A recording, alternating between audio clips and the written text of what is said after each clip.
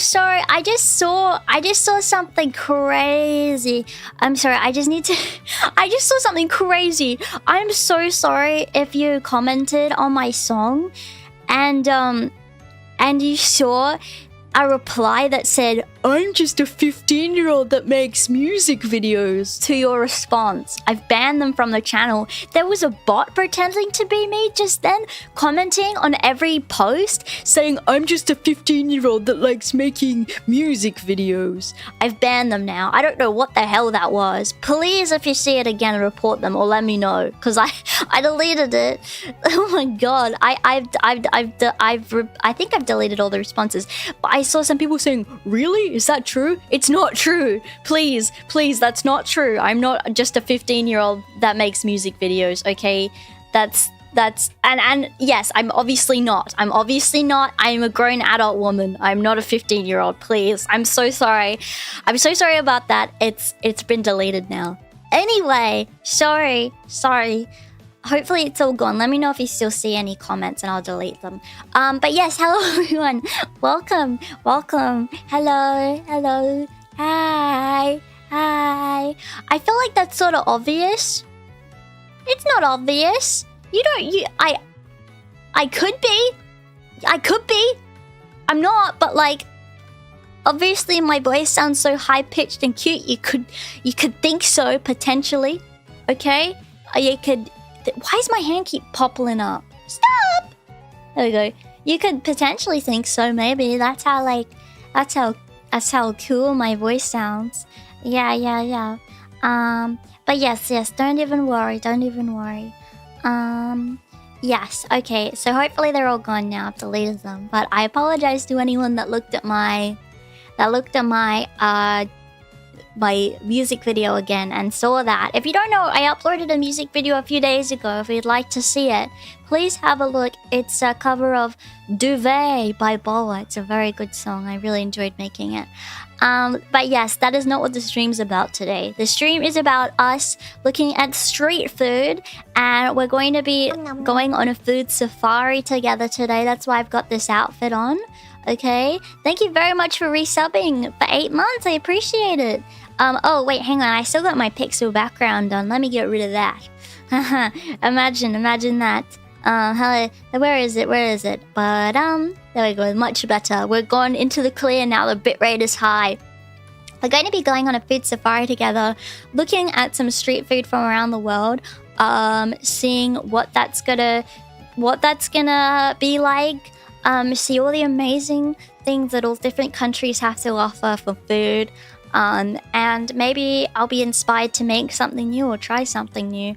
If you guys didn't know, I have just before we start, I have ARFID. It's a eating disorder that, you know, is I have a bit of problem trying new foods. It comes with a lot of stuff. I get kind of scared of certain foods. So if I'm saying, oh my god, it's not because I'm being disrespectful to the culture or anything. It's probably because the food has cheese on it. I don't like cheese. That's probably all it is. So don't think I'm being rude. I'm trying to be as respectful as possible to all different kinds of food today. And all different kinds of cultures. So I'll be showing the good and the bad, and also talking about what foods I've had before, because I've tried a couple of street foods in my time. So we can have a little look at that. And also, if you have any foods or any kinds of things from your culture that you'd like to show me, or that you want me to have a look at, let me know. Let me know what it is, and I'll have a look. Hang on one sec. But without further ado, let's have a little look here. I want to first talk about something. What is street food? Let's read the wiki article so we can have a good idea of what street food is, shall we, for today? And then we're going to be looking at a few videos and stuff as street food. Mostly we'll be reacting to videos.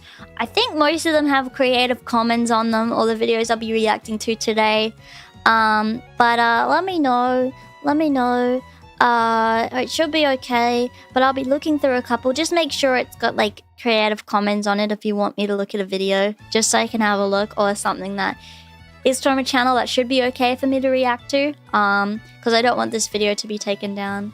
But let's have a look. Let's have a look. And let me make it so you guys can see my mouse today. My cursor. I should have the Kiki cursor on. I don't know why when I moved, like, it went away. But it should be okay. Alright, let's see. Street food. Street food is sold by a hawker? A hawker? Oh, it's a vendor of merchandise that can be easily transported. I didn't know that's what they called them. Well, I guess that kind of makes sense. It's transported by a hawker or a vendor on a street food, on a street or any other public place such as a market, fair or park. It's often sold from a portable food booth, food cart or food truck. I think most of the ones that I've had today, you know, personally have been from food booths or carts. I don't know why, but carts and booths just feel a little bit more like hygienic to me than a truck, because you can't see what's going on in the truck. I feel like a cool thing about, you know, street food is being able to watch them make it, you know. That's like the cool part about it. And is meant for immediate consumption. Some street foods are regional, but many have spread beyond their regions of origin. Most street foods are classified as both finger food and fast food, and are generally cheaper than restaurant meals.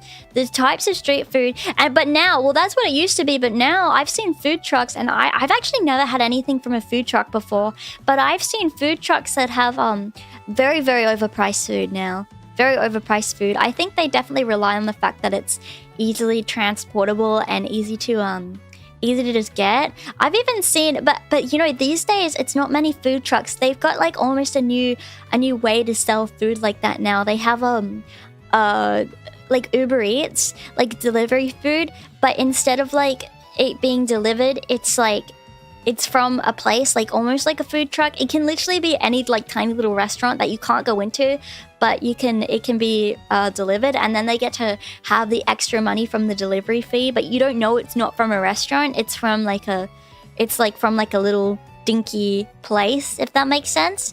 Yeah, it's good for drunk people, I guess. Food trucks, yeah, I guess so. Most street foods are classified as finger food and fast food.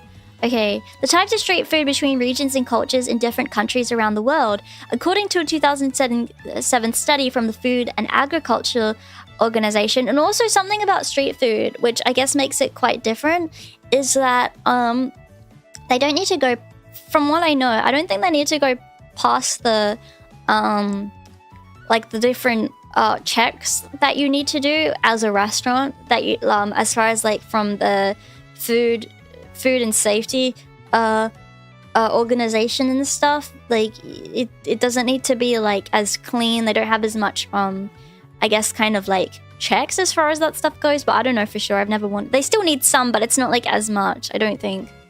And I'm talking about like regionally. You know, in places I'm sure we actually don't have really food trucks in Australia, at least where I'm at. But we'll talk about what we do in Australia in a minute. While some cultures consider it to be rude to walk on the street while eating, I know in Japan it is, a majority of middle to high income consumers rely on the quick access and affordability of street food for daily nutrition and job opportunities. If you're having something in Japan, like if you're eating like street food, like I know takoyaki is a thing that you can get in Japan, like octopus balls. You need to go sit down. You don't eat standing up. You got to go find a bench or something. Go sit down and eat it instead of walking around and eating or drinking even. You can. I mean, the thing is, there's a lot of like videos I've seen where it's like, ooh, things not to do in Japan. This will make Japanese people hate you. Ooh, if you do this in Japan. But like, no one's gonna hate you. No one's gonna yell at you. Like, if you're a foreigner in Japan, they're gonna see that you're a foreigner in Japan and be like, oh, baka gaijin. And they're not gonna think about it. You're just a stupid foreigner to them. They don't expect you to know their rules and customs.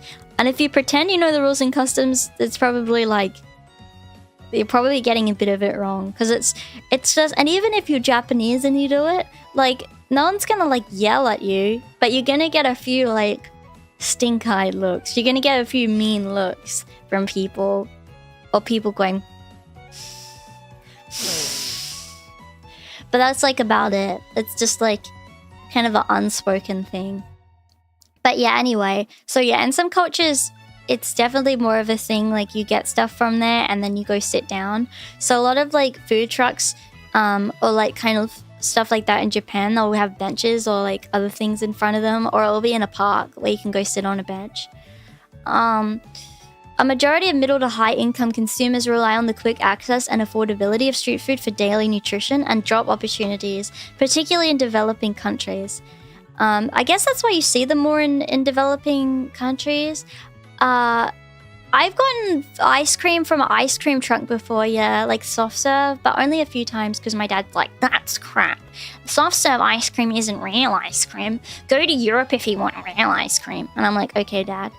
Today's governments and other organizations are increasingly concerned with both the socio and economic importance of street food and its associated risks. These risks include, and this is like kind of the biggest thing, food safety, sanitization issues, illegal use of public or private areas, social problems, and traffic congestion. So, I guess there's some history in different places. Do you mind if we read about this quickly? In ancient Greece, small fried fish was a street food. However, the Greek philosopher Theophrastus held a custom of street food in low regard. Evidence of a large number of street food vendors was discovered during the excavation of Pompeii. Street food was widely consumed by poor urban residents of ancient Rome, whose tenement houses did not have ovens or hearths.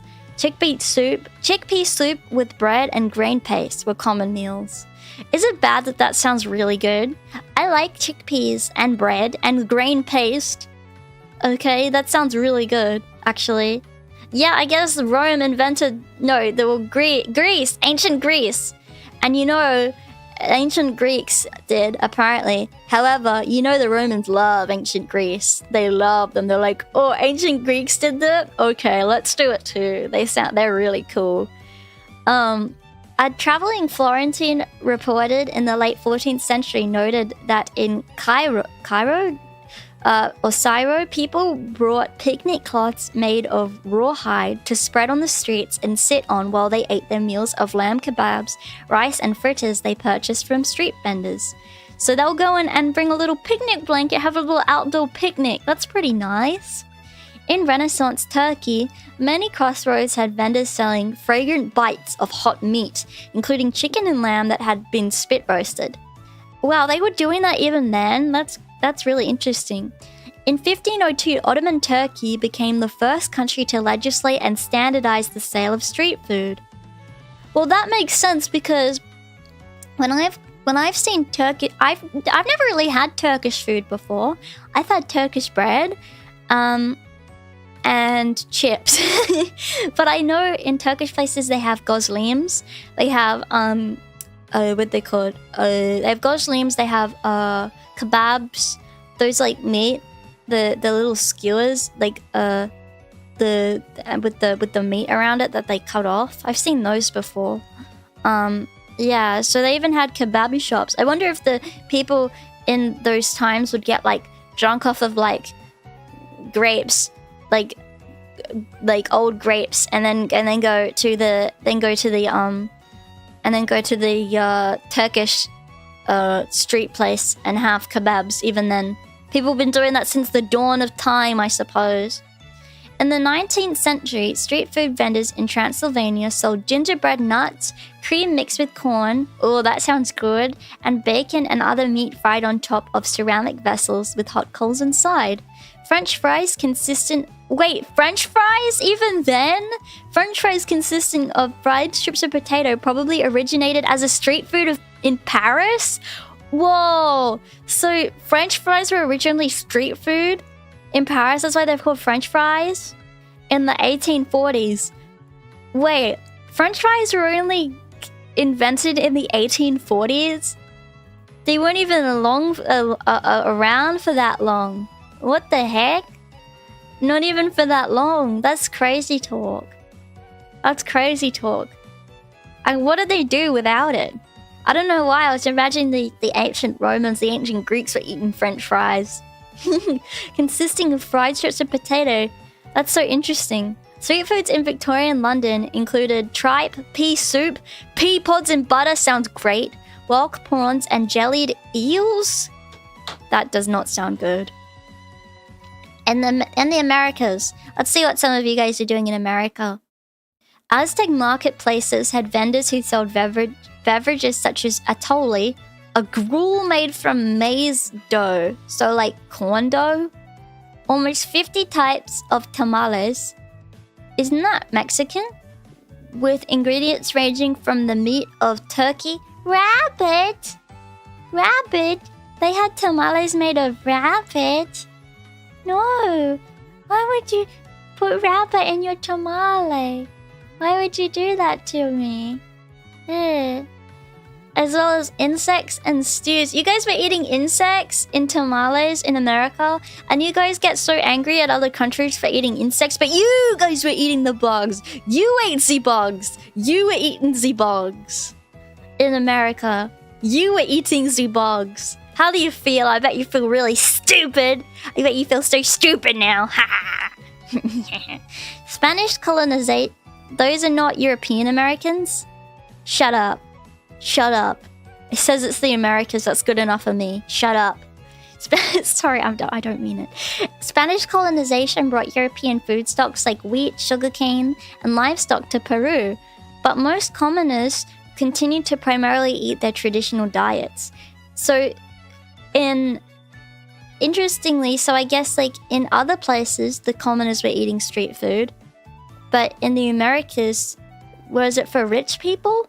Some of Lima's 19th century street vendors, such as the Erasmo, the Negro Sango vendor, and Na Agadaiti, I still remember today. Were they the street vendors that made all of the maize flours and the tamales and stuff? The what vendor? Be quiet! Be quiet! It's just a word for black, I think, right? In Spanish? Negro. Negro, right? Am I wrong? Get your head out of the gutter, guys. Not knee? Oh, oops, sorry. During the American colonial period, street vendors sold oysters, roasted corn ears, fruit, and sweets. That sounds pretty nice. At low prices to all classes. Oysters, in particular, were cheap and popular street food until around 1910, when overfishing and pollution caused prices to rise. Street vendors in New York City faced considerable opposition after previous restrictions had limited their operating hours. Street food vendors were completely banned. What? In New York City by 1707? Wow, that sucks. That sucks for New Yorkians. Many women of African descent made their living selling street foods in America in the 18th and 19th centuries, with products ranging from fruit, cakes, and nuts in Savannah to coffee, biscuits, pralines, and other sweets in New Orleans. That sounds great. I would eat that. Cracker Jack started as one of the many sweet food exhibits in the... What's Cracker Jack? What's Cracker Jack? It's an American brand of snack food consisting of molasses-covered caramel-coated popcorn, corn balls, and peanuts. Oh, that sounds great. That sounds great. The Cracker Jack name and slogan, the more you eat, the more you want. That's how I feel when I eat peanuts. Wait, I like that, man, Cracker Jack. Oh, that looks so good. I want that. Those are nice. The sugar-covered popcorn is really good. I love sugar-covered popcorn. Pepsi owned it? I didn't know that. Oh my god, my mouth is watering. Can I get some Cracker Jack? You eat it at baseball games. Really? Huh, that's interesting. Give me some Oh, the song that Gura sang. Give me some peanuts and Cracker Jacks. I don't care if they'll ever come back. I can't remember the melody of that one. Oh, buy me some peanuts and Cracker Jacks. And the for the Dodgers. Yeah. Take me out to the ball game. Take me out to the balls. Buy me some peanuts and cracker jacks. I don't care if they'll ever come back. I remember that one. Yeah. Yippee. Okay, let's keep going. Sorry, I got really fixated on the Cracker Jack thing. Started as many of the street food exhibits at the Colombian Exposition. The selling of street food in China stretches back millennia and became an integral part of Chinese food culture during the Tang Dynasty. In ancient China, street food primarily catered to the poor. Although wealthy residents would often send servants to buy street food and bring it back to their meals at home. They had Uber Eats in China in the Tang Dynasty. They had Uber Eats back then. Wow, I'm like a Chinese emperor. Ha ha ha ha. Street food continues to play a major role in Chinese cuisine and regional street food, generating a strong interest in culinary tourism among both domestic and international travelers. Because of the Chinese diaspora, Chinese street food has had a major influence on other cuisines across Asia and even introduced the concept of a street food culture to various countries. Oh, I didn't know that. Really? Pag. I've heard of pag. Is that a street food? Yeah. That's so cool. Actually, I saw there's a street food in China that's just rocks, isn't it? It's like rocks in a soup, and you're supposed to suck on the rock and get the to enjoy the flavor of the sauce or something. Yeah, like pebbles. But you don't eat the rocks, you just suck on them for the sauce. That's basically like inedible tofu, if you really think about it. Yeah. The street food culture in much of Southeast Asia was established by coolie workers imported from China during the late 19th century. Ramen, whose predecessor was originally brought to Japan by Chinese immigrants in the late... Wait, ramen's Chinese? I didn't know that, actually. That's interesting. Thank you for subscribing. Thank you. No, you're not supposed to eat the rocks. You're supposed to suck the sauce off the rocks. It's like buying a plate. You're not supposed to eat the plate, you numbskull. Are you? You're supposed to suck on the plate. Just like the rock. Well, you can lick the plate, I guess. You're not supposed to suck on it. You know what I mean. Ramen. Well, I guess you could eat the... Fine. You can eat the plate if you want. Can I tell you something? You know how I mentioned my mum's been making me cake recently? She's made me cupcakes, and you know the patty pan that's on cupcakes? Like the little thing that goes around, like the little wrapper on the cupcake? I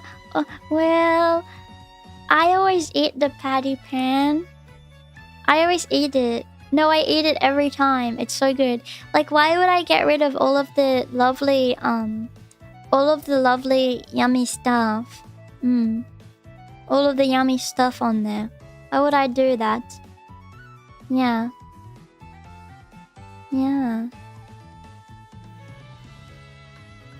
I always eat it because it's got the cake batter on it still. It's really good. And like if you chew on it, because I chew on it and it makes me feel like a goat. No, you chew on it and you can kind of, if it's colored, it tastes different. Like I eat the my mom had pink and blue, and I ate the pink one and it tastes like tangy, and I had the blue one and it tastes like really like bleachy, and it was really good.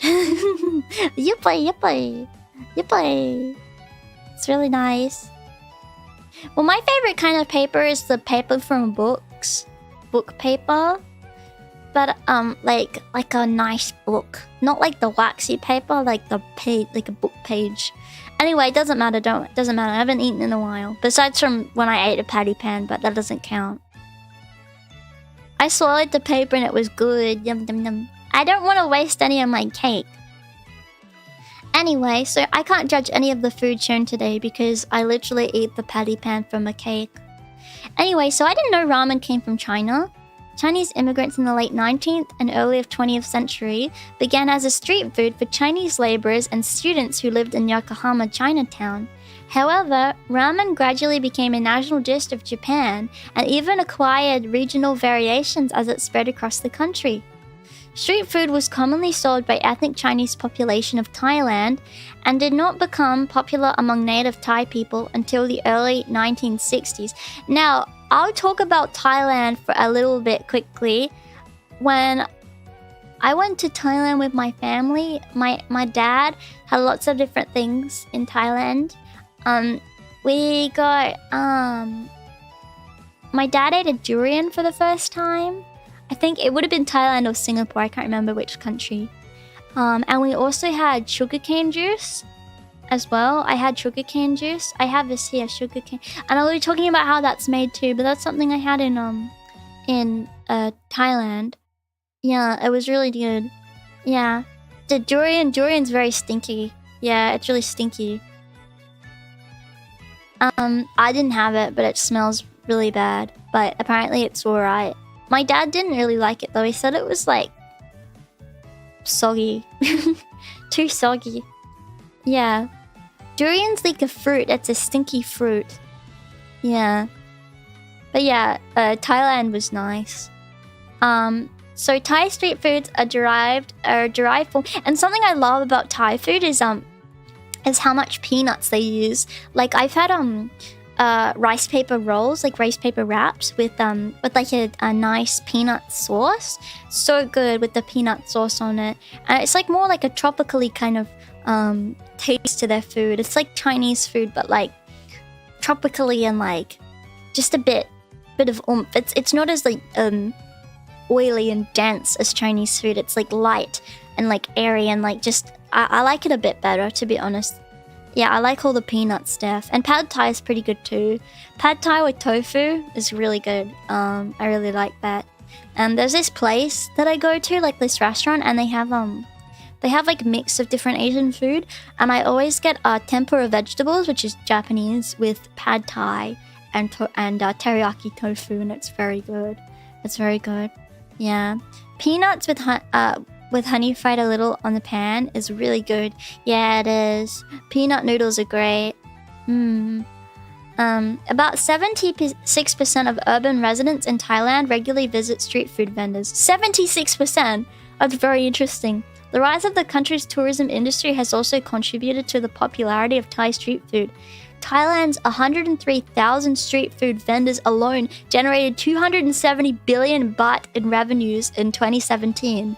Suvit Maisingsi, Minister of Higher Education, Science, Research and Innovation, expects that Thai street food segment to grow by 6 to 7% annually from 2020 onwards.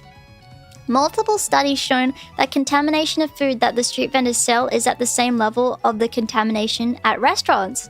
Well, that's actually really nice. So the street food in Thailand is like pretty I guess if it's a business that makes a lot of money, I guess then they'd have the time and money to, is it baht? Baht? Like a HT? Baht? Or is it baht? How do you say it? Baht? I can't remember how you pronounce that. I don't think that's saying much. No, it is, because it's probably a lot more that restaurant is, wouldn't it? I don't know. An estimated 2% of 160,000 vendors provide street food for Bangkok's 8 million people.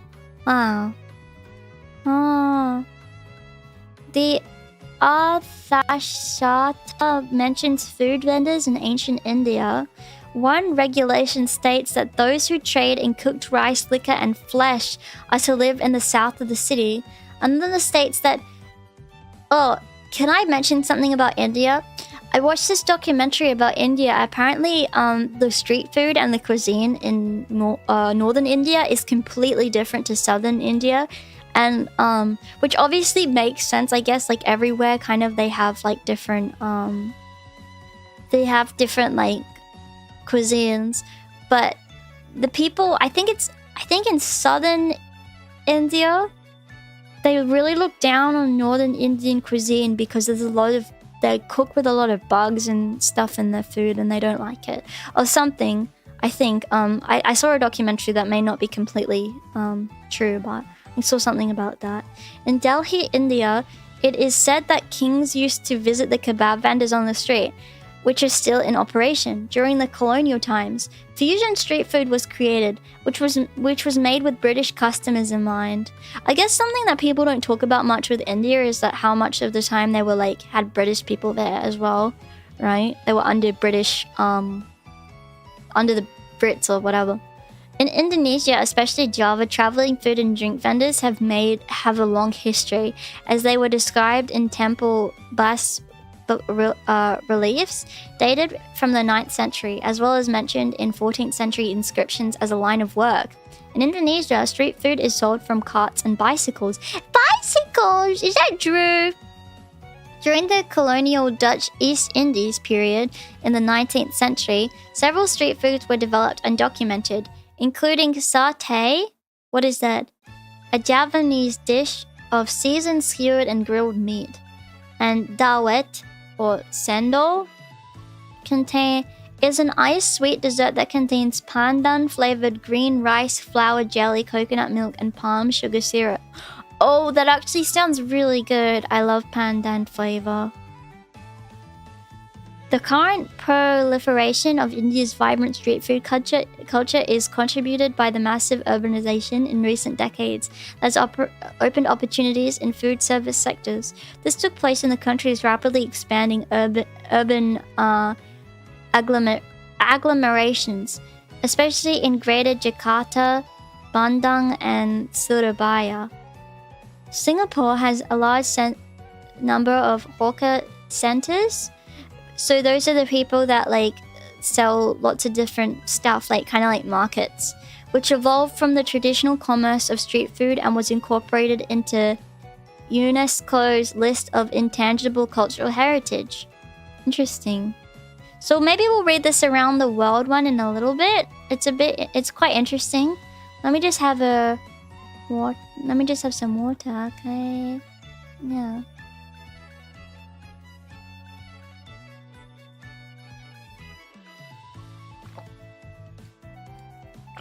So I'm going to talk a little bit about some of the street food I've had before.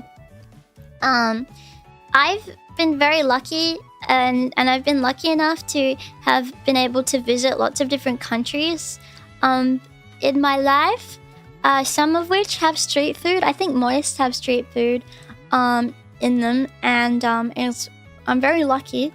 But, however, where I live in Australia, we have a very popular quote-unquote street food, also known as very famous food. Very cheap, very good, very delicious, apparently. Now, I've never had the full thing because I'm vegetarian, but I've had a variation of this food before, just with onion in it and sauce, and it's really good, even with just grilled onions. It's really good. Now, allow me to introduce you to this. Let me just turn my this off, and I'll turn this on. Now, let's see this man. See it. Now, this is what we like to call a bunning snag, also known as a sanger, also known as with a sanger and sauce, also known as I had a bunion, which is a bun and onion, also known as a sausage sizzle, also known as hot dog, also known as a hot dog, from Bunnings. I think this man does a pretty good job explaining it. So let's have a little look-see and see what we can find with this nice man. He's going to tell us about the bunning snag. Let's see what he says. Let me know how the volume is. Fast Food Friday food review time again, and today I'm at Bunnings Warehouse. I love Bunnings. Those of you who don't know, Bunnings is actually a hardware store. So, but I'll pause a little bit. So Bunnings is kind of like Home Depot, if that's a good like thing. It's like Home Depot, but it's got lots of things. It's got a playground. It's got everything you could want. It's got a sausage sizzle. It's got a garden. It's got everything. Okay. So how's the volume, guys? Is it okay? Good. Really okay. Big one, but a lot of the time people don't come here just to go and buy some hardware. You never do, they mate. Come here for Bunnings sausage sizzle. Yeah. They're famous for their sausage sizzle. So famous. I'm gonna go in there, grab one, buy one, size it up, dissect it, see yeah. what it's like. Come on. Now this is Bunnings Warehouse. but no one just goes to So here's a Bunnings. sausage sizzle here. Now it's actually a So the sausage sizzles are always outside these tents. They always have a sausage sizzle tent, just like this. It's undercover. It's got a fly net around it. The fly net obviously keeps the flies out and keeps it all clean. So it's kind of like more like a tent than it would be. It's always outside. It's really nice. They always have lots of sauces. These are really cheap. And also, most of the money, they usually do them for a certain charity. I don't know which one this is for, but they always raise money for something. So the money goes to a charity. charitable organisation here we go. that runs them. So the money goes to a charity. Yeah, he's just saying it now. Prices are pretty reasonable. It's going to the Red Sausage and Cross, bread's which is a $2.50, hospital. and you can get a drink for another $1. $2.50 for a sausage. Is that not a bargain? Come on, let's put that in American dollars. So what's $2.50 AUD to USD? That's $1.50. $1.58 at the moment. $1.58 for a snag, mate. For a snag. $1.50. So here's a sausage sizzle. Let's go get one. And the drink is for $1.50. Now, that's like just under $1, a few cents, which, can I add, for them to buy the drink from the store, especially in this economy, is a lot more expensive than $1.50, okay? So this is like great prices. Now these sausage sizzles are really popular, and there's usually quite a lineup to actually get one. It smells great. When you pull up to Bunnings, you can smell it. Away here. Looks fantastic. Oh, they even have wholemeal bread. Yes, we do. Wow. So they usually do it with wholemeal bread, and that looks weird to do it with wholemeal bread like this, but trust me, it tastes really good with the wholemeal bread, I promise. It's actually like really good. That's how Bunnings does it. Awesome. And that's the onion. The onion is what I had with my bunion, okay? And they always have onions. They always have the fried onions for you to have. And it doesn't cost any extra to have the onion on top. So whereabouts is your friend? Oh, they're all over the world. One with onion? Beautiful. Look, beautifully placed. So I like to put barbecue on mine. You can put any sauce on for free. They always have a lineup of sauces.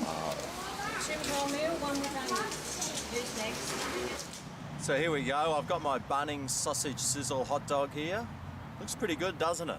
So Yeah. like they said, they've got white bread, or they've also got wholemeal bread here, Either which is or. good. Either the or. sausage is pretty nice, and the onions, they look pretty nicely cooked, don't they? I get barbecue sauce on mine because I just love barbecue sauce on my hot dogs. And Hot they dog. also had tomato sauce and mustard as well if you wanted those. You can get any So let's sauce. see how well this sausage is cooked. It's a good sausage. Yeah, cooked Cooked all nice. the way through, which is good as well. I'd hate to see it if it was raw, but it's nicely cooked. Great Australian Anyway, cuisine. Let's dive on in. See what This it is the tastes like. pride of our country.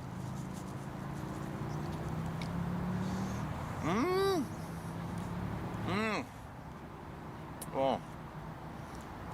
Oh no, it fell Well, there's no out! butter on the bread, but I can excuse you, Bunnings. And they gave me a napkin as well. Huh. What more do you want? You don't need the butter, Anyway, to be that's just honest. delicious. You don't need Beautiful, it. Charitable hot dog, sausage sizzle as we call them here. Beautiful sausage. I don't know where Do they you get guys them not from, call but they're them pretty sausage nice sizzles? What do you guys Onions call them? Were just delicious, and all round, just a beautiful, quick, easy snack. Now they only have the sausage sizzles on the weekend, so they don't have them during the week. It's only a Saturday and Sunday thing. So if you do want, On holidays, sometimes they have the sausage sizzles on though. On holidays. Sometimes they have them. It depends. Sometimes they have them. If it's a special day, they'll still have them. Okay? That's not completely true. But every Saturday and Sunday, go to Bunnings, get a sausage. And you know what the awesome thing about Bunnings is they allow pets there too. to grab yourself a Bunnings sausage, you'll have to whip down to Bunnings on the weekend to grab yourself one. Now, value for money, you know what? I'll Great give that value. 8 out of 10. 10 out of 10 value. Price-wise, It tastes really nice. You know, I'm quite impressed with the taste of this. I'm going to give this 7.5 out of 10. Come all-round on. value, all-round goodness, all-round flavour and cost. Bunnings, I'm giving you 8 out of 10. 10 out of 10. Okay, well, I'm starving. This is my breakfast, so let me see if I can just finish the rest of it off. Whoa. Oh, This guy's like a proper guys, food next guy time you're though. driving past a Bunnings, don't just go in there for some fairy lights or some kitchen tiles. Go down, grab yourself a sausage sizzle. It's for a good charitable organisation, and you're gonna love Well, it. I know, Anyway, but guys, thanks for watching, and I'll see you next Friday. For next Friday. oh yeah, this guy ate a Bunnings snack, and I think he quite liked it.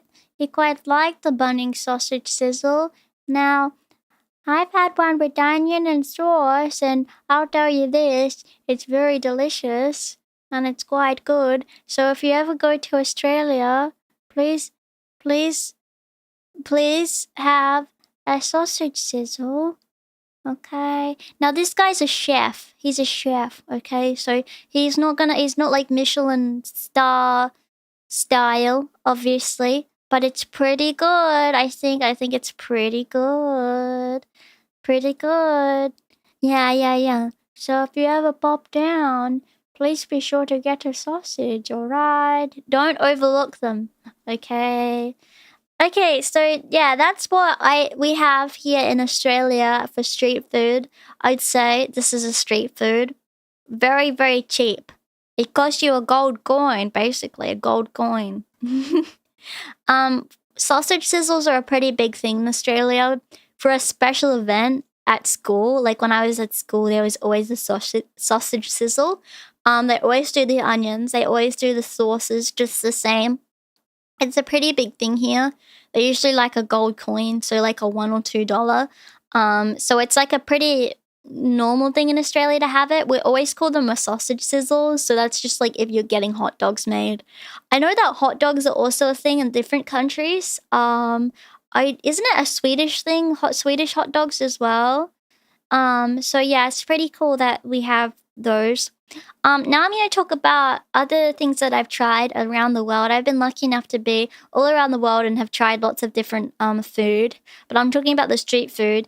Now, I'm vegetarian, so I haven't had like the crazy street food. A lot of street food is vegetarian, unfortunately.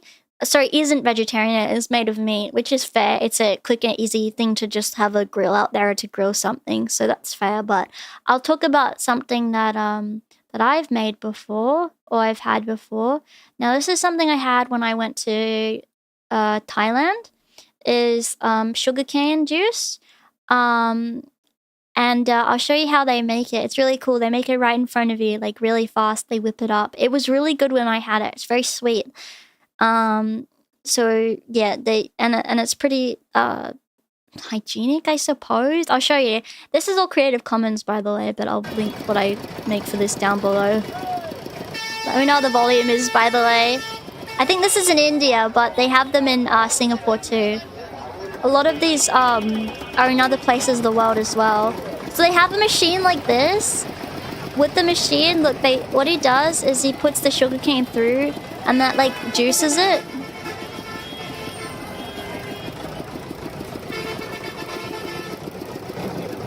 And it like presses the juice. This guy should be wearing gloves, probably, but it's kind of like dangerous almost. He's gotta watch his fingers. It's kind of making me anxious. Why is he putting his hand on the machine? Ah. But yeah, it's like a sugarcane is like where sugar comes from. And it makes a really sweet juice. It goes down this machine, and it goes into a separate little tub. And I guess he'll show you what he does with the tub. But he's got lots of sugarcane. It's a lot of it. You just literally cut it off as you would any other, like, I guess, tree or cane like that. Oh, this man's putting it in. He's doing it twice. So my dad actually my dad's actually been... Let me know if it's too loud, by the way, the volume. My dad's actually been to India. Before he's gone to Delhi. And he's had... For a work trip. And he's had this in India as well. Because he really likes it. He loves sugarcane juice. But he hasn't had any of the other Indian food. Because he went for a work trip, he said... When you're going for a work trip, you can't really have much of the street food at a work trip because you don't want to get sick and there's no guarantee. So he's washing out the glass and then he's getting the strainer because it comes out sometimes like lumpy. It's got bits in it. They had like a big strainer, like a handheld one when I was in Thailand. Or sometimes it's made like, oh look at that. I think he's putting it to the side like a garnish. Oh no, he's juicing it in. Is that lime? And he washed his hands. He's keeping it nice and fresh, I suppose. And washing the glass. Yeah, I think that's a lime he's putting in. It's very sweet, so I guess it's to like cut up the sweetness a bit. Oh no! He knocked it over. Look how it's going. It's probably really hard. I think he's juicing another one. Another lime. Oh, that's good. He's putting it back in. God, I feel like I need to hold them. And then he's straining it, the juice, right into the machine like this.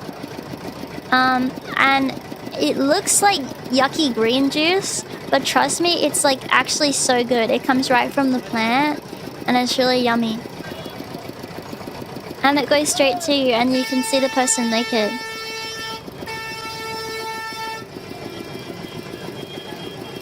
Yeah, so this is sugarcane juice.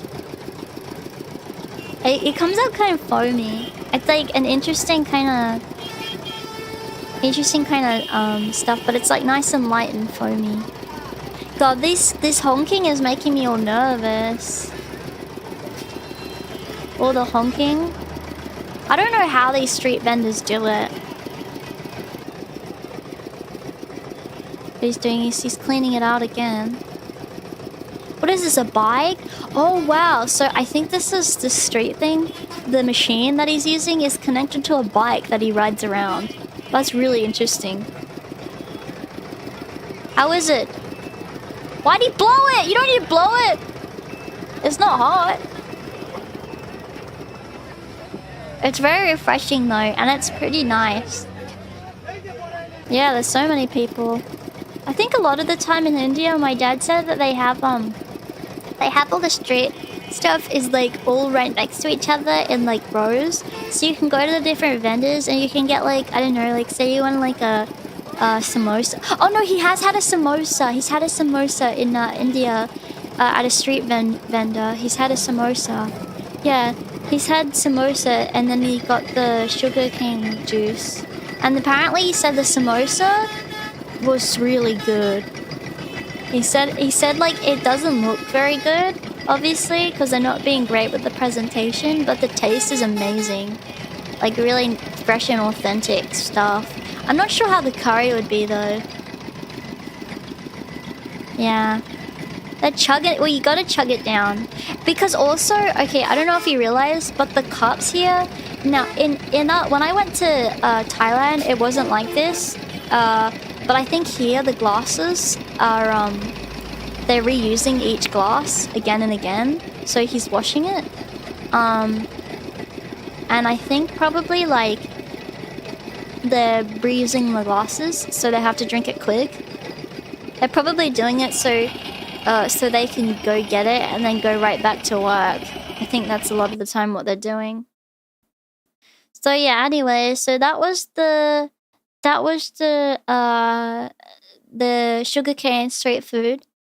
Now this is another thing I've had before. So this was in Thailand. When I went to France, I had a crêpe. I had a crêpe right across from, I still remember where it was. It was right across from the Notre Dame. It was right across from the Notre Dame. And it was really, really cool and tasty. And I'll tell you a bit about it. This is a fellow making a crepe here. This is like a stall. They have a lot of stalls like this in Europe. They have like market stalls where there's like cheese that you can buy, like little pastries, hot chocolate, and I guess here's like pretzels. I remember they had pretzels. And then this one they have crepes that you can just buy. I had a crepe with Nutella just like this. I don't know why Nutella crepes are like such a thing. I remember they have Nutella crepes with fruit on top. I got it like not at a store like this. I saw a lot of stores like this when I was in France, but it was like a market, like a little like a fold out table kind of thing, which was really cool. Oh, and also something with the sugarcane juice. My dad said when he was in India, and he had the sugarcane juice, they put it, and apparently they do this in Asia too. They put it in a bag, and they a plastic bag, and they put a straw in it. Yeah, isn't Nutella Italian? Yes, but they have it all over Europe. There was a lot. Actually, I saw more Nutella in France than I saw in Italy. Yeah, they put it in a bag, and then they put like a straw in the bag, like a plastic bag. Yeah, it's all over Europe. So yeah, this is a crepe. So they had crepes like with Nutella. They had crepes with powdered sugar. Powdered sugar and lemon's pretty popular, but the Nutella crepes was like a must-have. That was all over France. They had these. Oh, and these are really cool. So they have like these ovens. There was one, like I remember, they have the oven and they swirl it around with the stick. It's really cool. Watch this guy. Look how he swirls it. It's so satisfying. They make huge crepes and they're pretty cheap. Oh, and they've got pretzels in this place too. Chocolate covered pretzels with a bit of salt on top was a popular thing too. I saw that when I went to Austria. They had pretzels too. So here's the crepe. And they ask you what you want. And they put it on there and everything, just for you and everything. Oh, my computer's slowing down.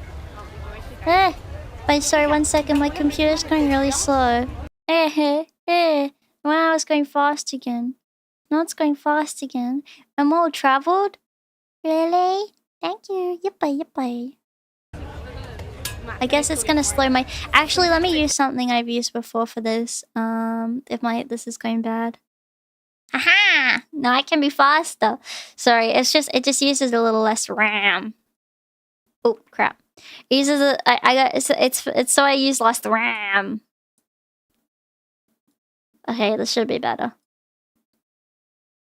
Sorry.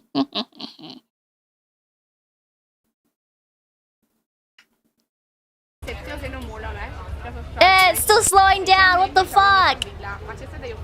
You bitch. Maybe I need to put the quality of this down a little bit. I do have it in 1080. 720. That's better. Yeah, Nutella crepe, they put so much Nutella on. If you're going... Okay, sorry I'm talking so much. I'm sorry if I'm yapping too much. But if you go to France, you gotta like chocolate. There's chocolate everywhere and everything. I remember having a hot chocolate in Europe for the first time. It was in France. They put loads of chocolate and they use real chocolate. It's like rich chocolate. They melt down and then they put cream in it like milk, and then on top they put lots of cream in it. And it's like really good. It's the first time I ever had cream in a hot chocolate, but it was really good. Yeah. Anyway, so they always put and I remember having like that with a pain au chocolat. They have it's like a pastry with chocolate in it. And I was like, oh, so much chocolate. Oh. That's why if you're having with Nutella, if you're having a crepe with Nutella, put strawberries in it. I don't know if they have strawberries in this one, but look how much is drizzling on there. Oh, it's so nice. You can have jam on them too. I've never had it with jam, but I feel like jam would be really good on a crepe. They sell crepes in Japan too. They have different kinds of crepes. They have more like they have more like savory crepes in Japan. It's cute how you say chocolate. Oh, thank you. Hey, chocolate. They fold it all nice. Look how good that is. Yeah, and they put them in these cardboard things like that so you can walk around and look at different stalls while holding your crepe. Isn't that so smart? Instead of like a plate, they put it in that. It's like really cool. They had this at the store. You can eat it like a pizza.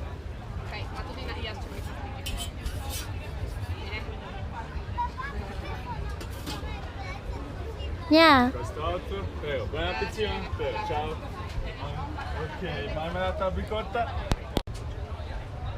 Oh, this one's having marmalade on this. Oh, look at those pretzels. Have you guys had chocolate covered pretzels before? They're really good. And he's folding it like that with the marmalade. It's like just like if you want to do dine-in or takeaway, you can have it on a plate or you can have it in a little cardboard schnauz like that. Yeah, they're really good. The difference between crepes and pancakes is crepes are a lot like thinner, and they're a little less sweet. Oh, macarons! I had macarons in France too. My favorite kind of macaron is a strawberry macaron. They also have had a what was it? It's a pistachio one. Sometimes they put salt on the top. They're really good. They have lots of stalls like this in France. What are those? Croissants. Bread. Muffins. They look so good. Lots of little pastries in France. These are all in stalls lined up. You can have banana on the crepe too. They got banana up. But yeah, there's lots of little stalls like this that you just go to. It's really cool. They have stalls with like fresh fruit and stuff too. Actually, I feel like I've been to this place. I think I've been here. I think I've been to a place in France exactly like this. Unless they all look the same, I think I've literally been here before. When was this filmed? 6 years ago? I've probably been here before. Imagine I'm in the video. Look at all those Nutella jars. In Italy, they have glass Nutella jars, I think. They have the really big ones. You can get them in the stores. They're really nice.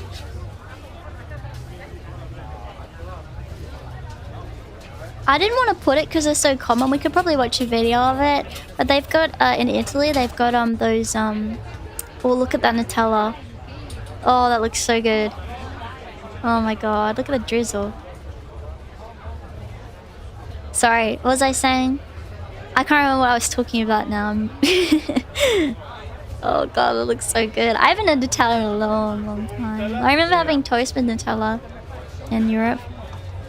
I remember one time I slept in and my parents, they surprised me.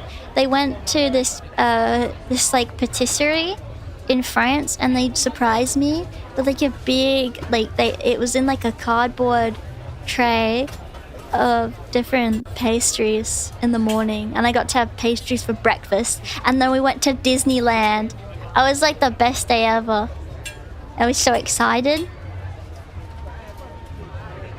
Looking up, I don't think that was the day I had the crepes, but it was really cool.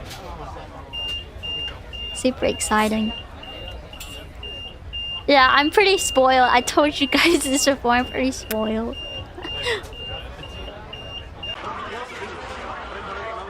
Oh, these are all the things you can have. Banana, marmalade. Oh.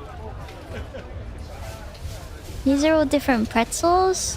I don't know what that is. Nochi. Oh, I think those are like little bread things with them. Oh, look at that. I love poppy seeds. The poppy seed ones look really good. Poppy seeds are really nice. Banana and crepes are great.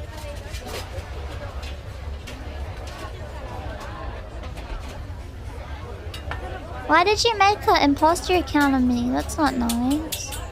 You know, if you make another imposter account, I'm just gonna keep banning you. You can keep trying, but I will keep banning you because that's not okay, or nice. And I don't know what I did to deserve that, but please don't do it again. I will just keep banning you. I have people now that will tell me, but you can waste your time on it if you'd like.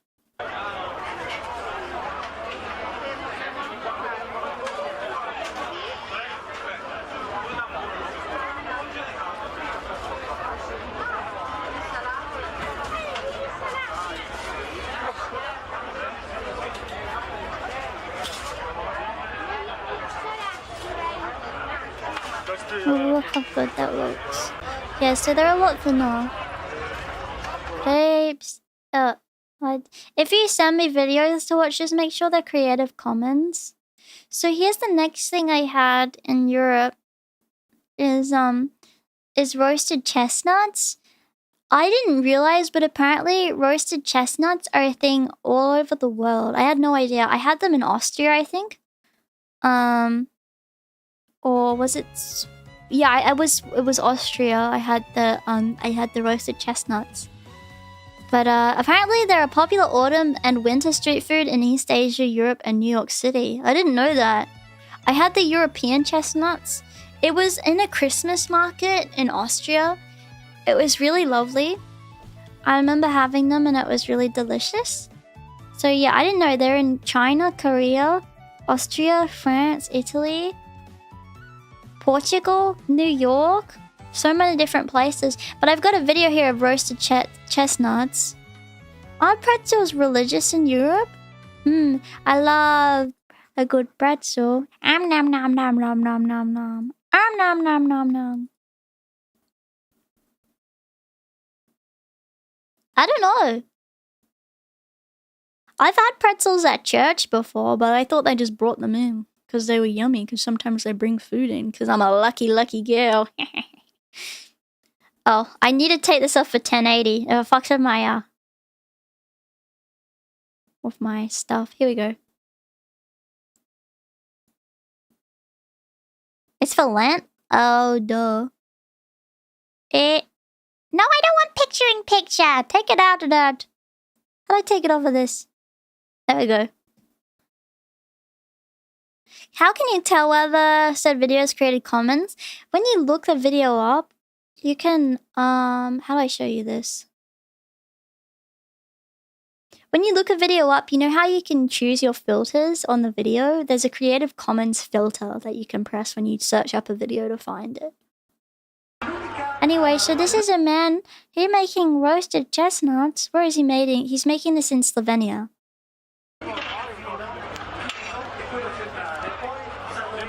Yeah. So these are roasted chestnuts, and they look really nice, and they're really good. They have like a earthy kind of like,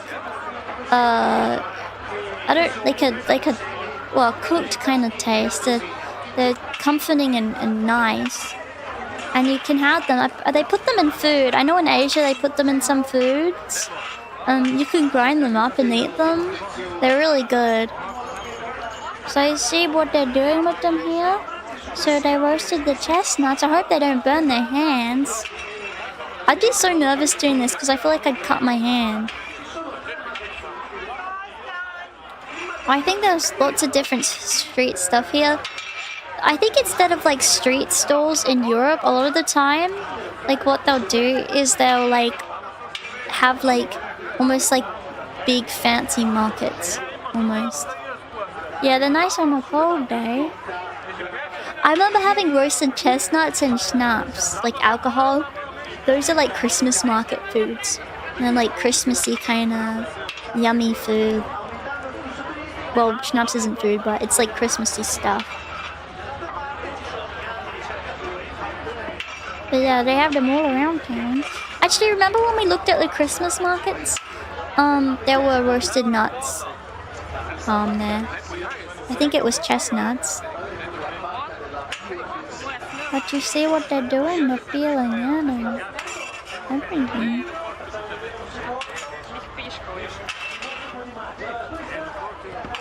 So what are they doing with it? Oh, here. Look how yummy they look. They're cutting it. And then look what he's doing now. He's popping it on a plate for people to enjoy.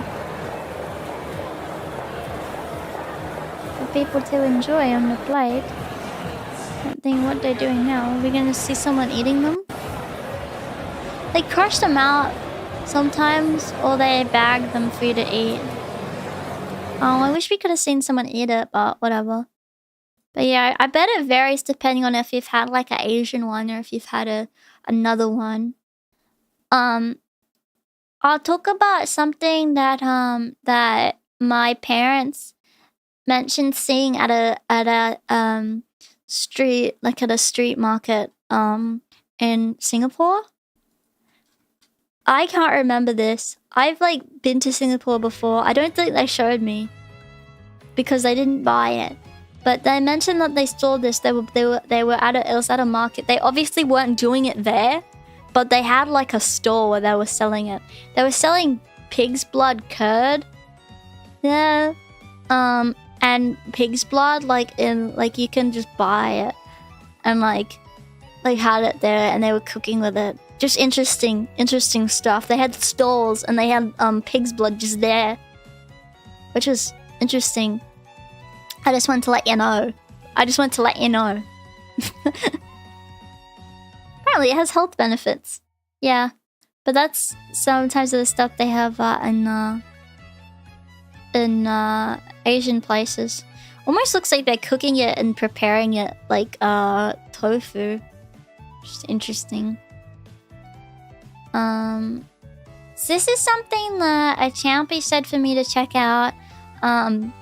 Is something from where they're from called lángos. I think lángos. It's a Hungarian flatbread. I've had flatbread before, but I've never had this. Now this has cheese on it, so I wouldn't ever eat it. But I'd try the flatbread. Yeah, it's a typical Hungarian food. Now it's deep fried flatbread. I've never had that before. But in the past, it was made of the last bits of the bread dough and baked at the front of a brick or clay oven to be served hot as a breakfast or on the bread baking day. Up to the mid-20th century, bread was baked once a week due to the cost of heating up the large oven and the lengthy process needing up to 80 pounds of dough. Because the bread loaf typically in Hungary was 6 to 10 pounds each, traditionally they used to bake smaller crêpe rolls for the evening and the next day. The name lángos, meaning flamed, comes from baking these flatbreads in the morning while the oven walls are heating up. Oh, that's actually really interesting. That's how that kind of stuff was made. That's really cool. But yeah, apparently this is something that can be made with, I guess they put stuff on top. In the early 2000s, some people built small portable clay ovens and started to sell oven-baked lángos. Wow, at festivals and fairs. Although reminiscent of traditional lángos, it is more like a pizza with sour cream, onions, and bacon. Oh, that's interesting. Interesting. Flatbread is pretty good. Lángos is popular. I hope I'm pronouncing it okay. I apologize. Kiki bread. I'm looking. Can't find a good... Oh, well, I'll look at that later. I'm busy talking about lángos. As it's rather affordable and simple food, is often sold around bus stations, fairs, local markets, and all over Eastern European countries during local celebrations or sport events. I've never seen this before. Not with the cheese on top and stuff. It is sold at as many fast food restaurants, not only in Hungary, but also in Austria. You know what? It's probably I was not shown this because it's got cheese on it. Especially in Vienna, lángos is very popular as a fast food. Okay, like the Preta Family Park. It's also known in the Czech Republic. It's also known in the Czech Republic, Slovakia, and Croatia as lángos. In Serbia as lángos, although it is commonly called I'm not saying that. In Slovenia, it is also known as lángos, and I already said something before. I'm not saying it again. I know that's not how you pronounce it, but I'm not risking it. I know, but I'm not risking it. Mekike. Yeah. Mekike. In Slovenia, it is also known as lángos, and in Macedonia and Bulgaria as mekica. It is also popular in Romania, especially in Transylvania, as langosi. It is also prevalent in Poland, where it is known as langost, and in the UK, where it is called lángos or Hungarian fried bread. Cool. Well, I've had that's really interesting. I've had flatbread before, but I really like flatbread. But I've never had it fried before. Maybe I should try that. I wouldn't have it with the cheese, but I would like to try it fried. Maybe I could put something else on top. Is it silly that I feel like I could have it with avocado on top and it would be pretty good? Can't find a good image or video, but we have gyros. I think it's called picaros. Basically like deep fried fishes. Like our version of fish and chips. Back during communism, they'd sell it rolled up in newspapers. That's really cool. I just don't like how the fish look upset. I just don't like how it's like that. Like how the fish look upset. Burek. No, but burek. It's a family of pastries or pies found in Ottoman cuisine. The pastry is made of a thin... I think I've seen these before. I think I've had this before.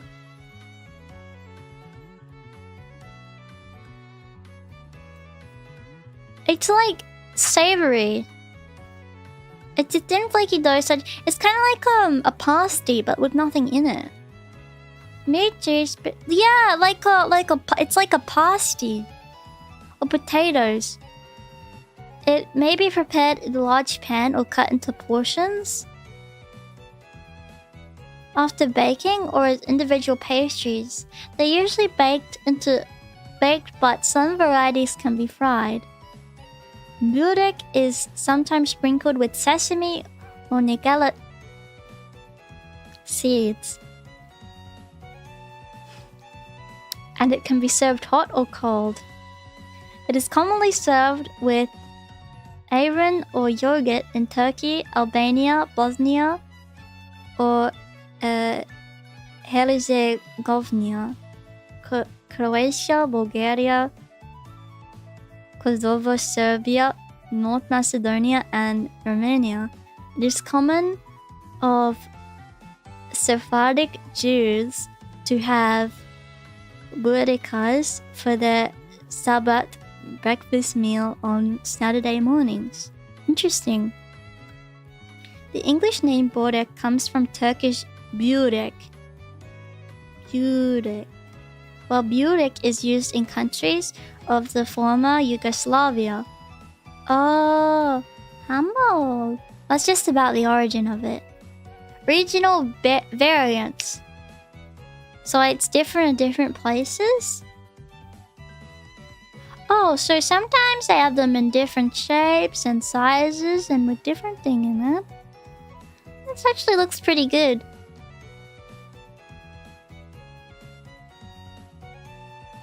It looks yummy and like flaky.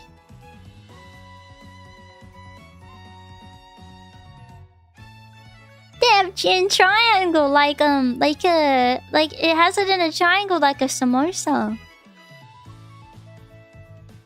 So in Serbia for breakfast, what do you guys have in it? Like meat? Or what's in it usually? Is there a vegetarian one? I'll try it. I feel like I've had something similar with like vegetables in it. Like vegetables and stuff.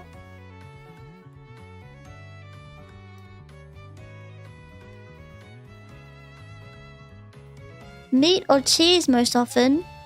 Yeah, with potatoes.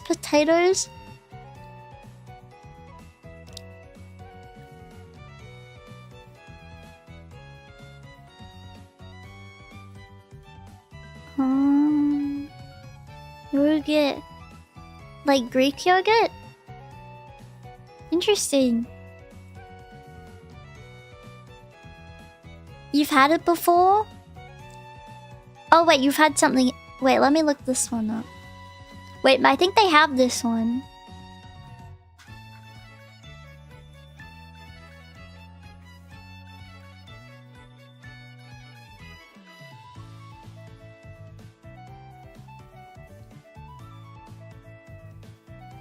It's a deep fried turnip with filling ground or minced meat and onions, a popular street dish. They are made with a single round piece of dough folded over the filling in a crescent shape. That looks pretty good. Do they have a vegetarian? I feel so sad. It's like the same thing. No, actually, it's in a crescent moon shape, so it's different. The thing is, though, I feel sad. I feel kind of sad because, like, I feel like there's so much cuisine that I would really enjoy trying, and I'd really like to try, and like so many different parts of like, I don't know, even my own culture that I haven't tried because I don't eat meat. It's really sad, actually, and it makes me kind of sad because I would love to try things like that, or cheese, which is annoying because like, I don't know. It's really sad.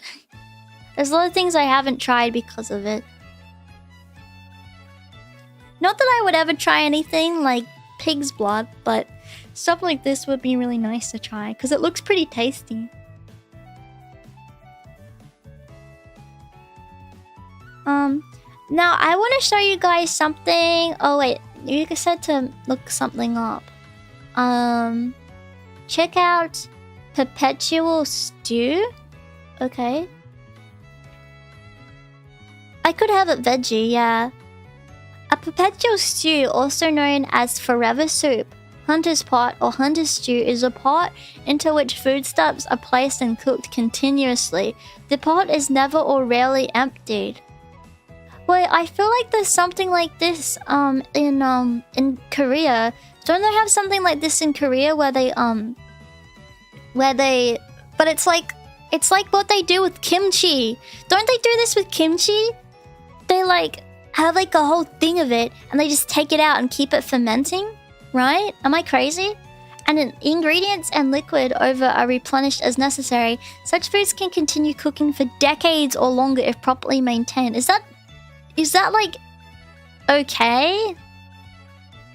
Yeah, with the broth and ramen shops, I've seen that before. The concept is often a common element in descriptions of medieval inns.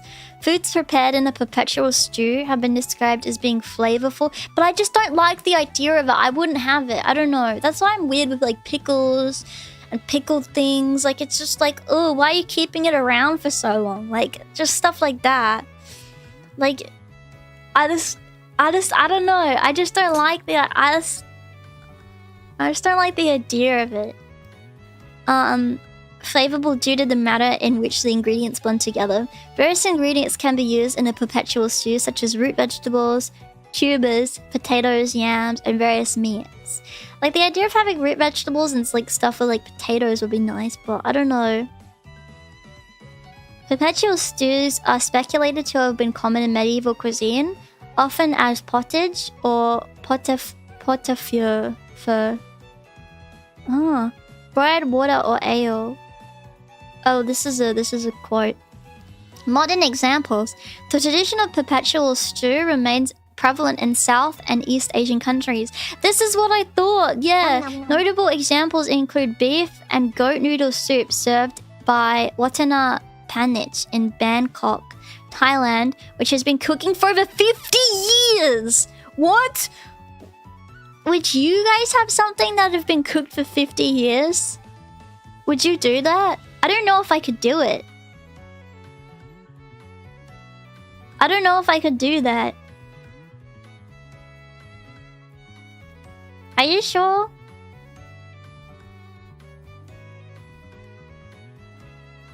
No? Maybe? I don't know. I think the constant heat keeps it from going bad. I just don't like the idea of it.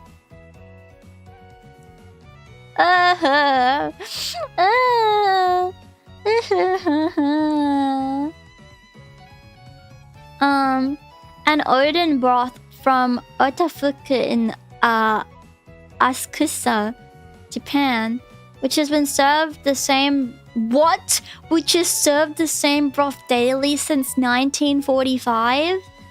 I just don't think I'd be okay with that. I just don't know how I'd feel.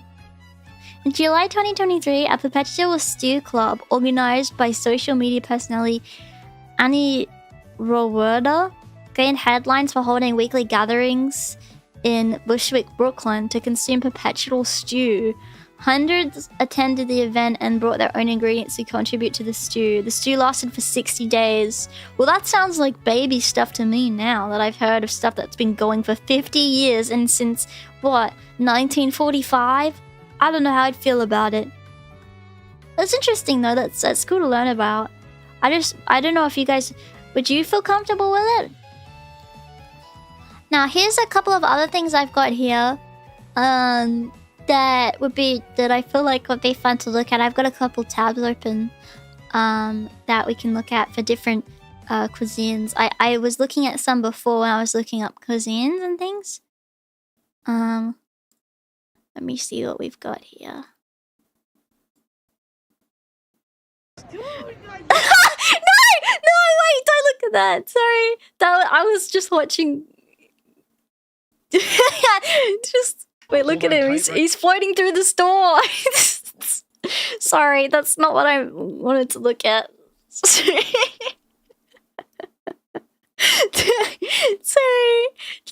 Sorry. Okay, that's not that's not important. Let me close that. Let me close that tab. Sorry. I was watching that before I went live. Sorry.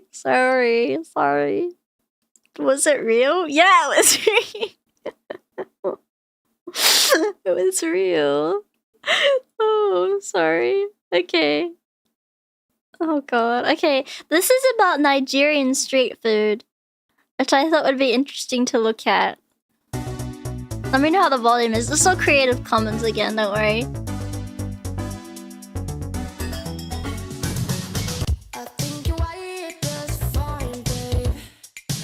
I'm worried about this song.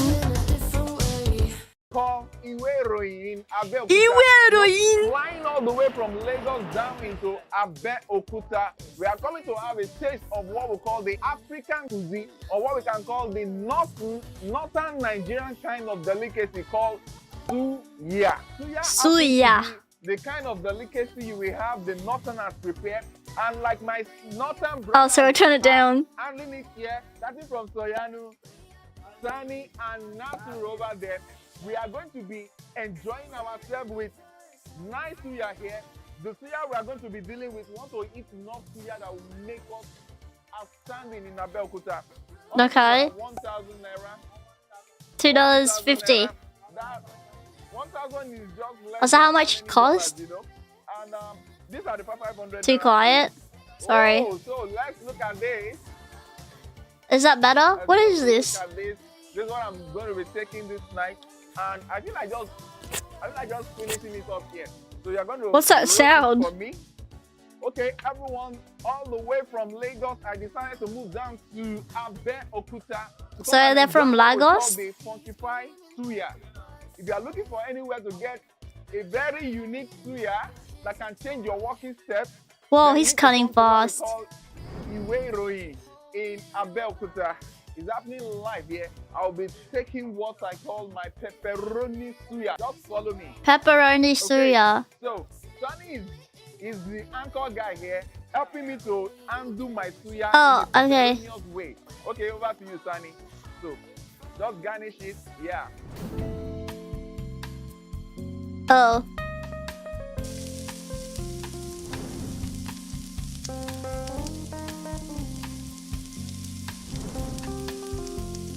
Let me know if you need volume change, guys.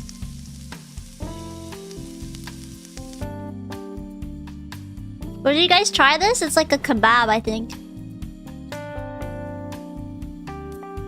But like spice, I mean the spices look alright. Is that paper? And because I don't want cheating at all, I want the camera guy to have his own swag of a suya. I'm going to be separating his own suya from mine because I'm probably going to soak my own with Ijebu Gari. Jabu Gari. So, which one do you want now? Could be a little louder. No, let me Like pick this? for my guy. Are you okay with this one? I think this one makes sense. So, where is Fisi? You people have not given me Fisi. Huh? I think they're talking about It's spices. really hot here. I wonder how this guy is doing it. Yeah, how is he doing that? Is he when do you sweaty? guys open for suya?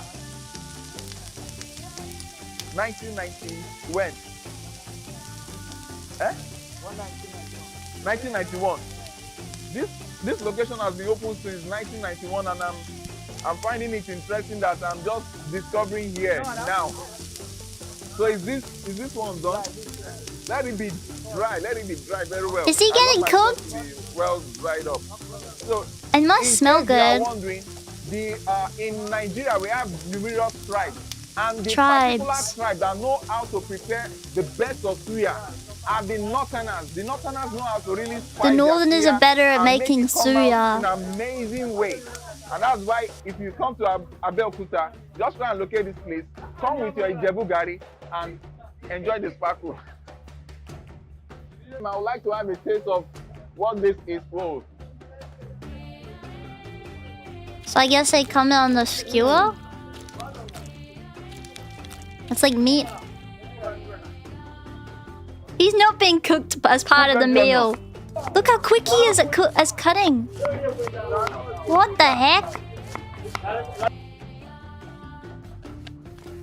And why are they wrapping it in paper? What's the paper for? Eh? Chokoto, okay. It's Yokodo. far from where I know. May I stay in Zamfara, Nasarawa. Huh? You know Does anyone Nasarawa here speak now? I Afrikaans? say for Lafia. Is that what For they're Asuya, speaking? Put your own line or separate. Or are they speaking So I know that Nigerian? guy. Are you? 500. Okay. Does anyone know why they're wrapping it in paper? Now 2,000 I give you now. Because they're wrapping the meat in 1,000, one is paper. 500. Wake up. Well, he wants to know because he wants to know like where the cuisine's coming from, I guess. If he's cooking it a special way because he's from a certain place or something, I guess. Well, that was interesting. Oh, the papers for takeaways? Yeah. Here's another one I found about street food in Lagos. Okay, the reason why I found this actually is because I saw because the Champy told me to look up lángos, which is the stuff with the cheese on top from before, and I accidentally looked up Lagos street food, and then I found these videos, and then I realized I was searching the wrong thing. So that's why I have two things from Nigeria, but I thought it was interesting anyway. So Afrikaans is Dutch. I thought it was African. Oops.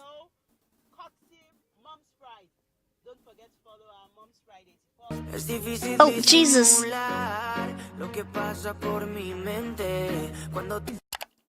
Oh. Okay. Road 111, A close, fresh stack. Mom's Pride has actually brought us here to eat on the street. experiencing the local delicacy is what will give you the energy to. It's so quiet, but the music is so loud. Why is it? This is Dan Setro, welcoming you to Setro's vlog. And if you are looking for where to eat, I'm just scared I don't want to hurt your ears with the music. Because I feel like she's going to cut to music again. correct assorted original meat. When they are food is not Oh, that looks good. Rice 150. Okay. So let's see how much. I can only hear it in my right ear. Okay for Mr. Setro. 150 naira rice. Street food. Strictly. I'm sorry if this is the highest it could go. I'm sorry. Okay. Plantain. I'm sorry. 100 naira plantain. Is that plantain?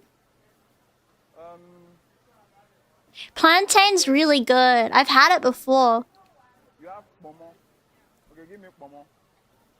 What's the curry? Pomo, are they very humble? Are they light? Okay.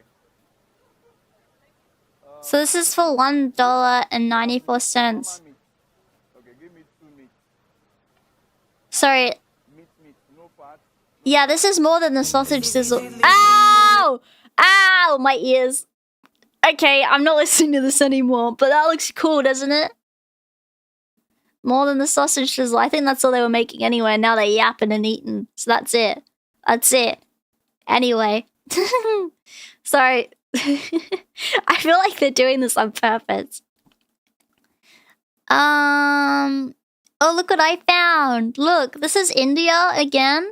This is Indian street food. Apparently they make popcorn fry in India. You guys want to see? This is popcorn fry, apparently.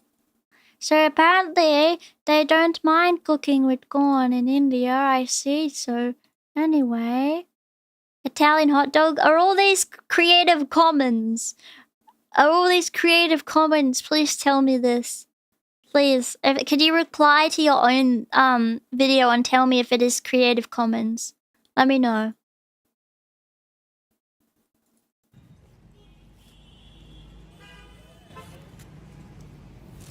Let me know if the volume's okay.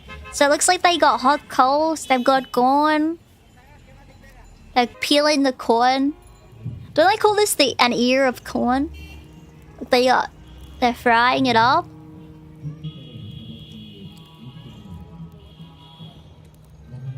Oh, they're literally making the popcorn. Now this is corn mania in India, I suppose. What they're doing, they're cooking up the... Oh god, there's flies going on the corn. I guess it's tricky because you see a lot of Indian videos like this and you see the flies going all over it. Oh, that must hurt your hands to do. I wonder if it's like, how do you defly it? There's nothing you can do, really, is there? Doesn't that hurt his hands? Jesus. I guess cooking it would like defly it or make it cleaner, I guess, right? And I guess the thing is that people don't really think about the reason why they're not constantly sick is because I guess their stomachs get used to it. Like their stomach's more used to it. Like obviously us humans weren't made to have the same sanitary standards as we do now. Like animals don't have any... Well, I mean we do. Animals do. I mean if you're caring for an animal, please make sure your stuff is sanitary for them. But like out in the wild, there's no sanitary standards that exist for animals. You know, so like... Our stomachs have just became pussies over time, I guess, haven't they? Wait, so what are they doing? They're just grilling the corn, is that it? Oh, actually, you know, I really want to see some Mexican food. Some Mexican food. The grilled corns make me think of Mexican stuff. It probably smells good, though, the corn. How'd they get all that corn, anyway? Oh, thank you for the raid. Thank you very much. I appreciate it. Thank you. Good corn is great. I've never had like grilled corn like this. Oh god, I'm just thinking like his hand must be so... What air? Why is he doing that? What's that for? You're getting rid of some of the corn. And now he's wrapping it up in paper for them. How? And putting some butter on it, I guess. What's that? Some green? Is that spices? Make it spicy corn? And then he's grilling it again. Oh, that doesn't seem too bad. Yeah, I bet his nerves are all cooked from the fire because I've done this before when you put like stuff close to a candle. Like if you put your hand too close to a candle or on top of the flame, like it hurts, even if you're not touching it. Like that's gotta kinda hurt, right? Oh, something interesting I noticed. So this is actually connected to a bicycle as well. Just like the other thing we saw in India, the sugarcane juice. So maybe a lot of the stalls are connected to bikes, so they can cycle them around to places. Instead of like being in a food truck, they've got it in like a cart. That's pretty cool. Yeah, his hands are super calloused. Yeah. Wouldn't you think at this point you'd connect like something to it? Like a peg or something so you could spin it? Well, he's like spinning something, but I think that's for the flame. I got live music here. Okay.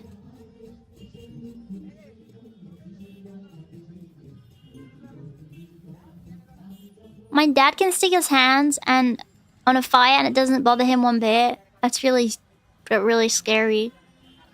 So yeah, I guess they're making the corn there. That's pretty cool. Yeah. This is one more Indian one, and then we'll move on to something else. Oh wow, look at this great intro. This is egg stuffed pata. Look at it puffed! I just thought that puff was so cool. Look at the puff. Like that's cool. Do you see how puffed it got? That looks really yummy. They got egg in it. Like I would totally eat that.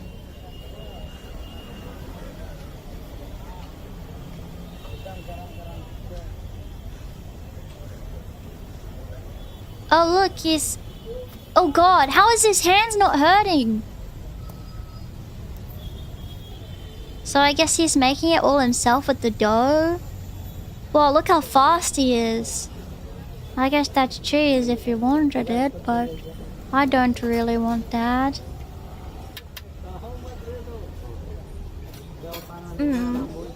Stop showing the cheese. What's in that? What's that, potato? Sorry. Stop showing it.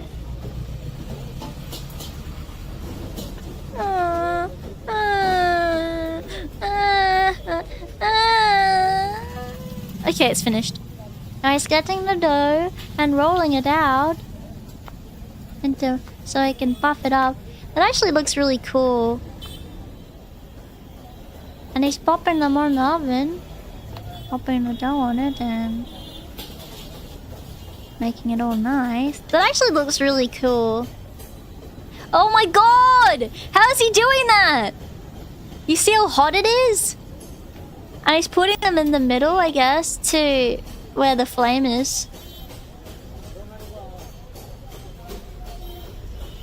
I've cooked papadums on a stove, kind of like this.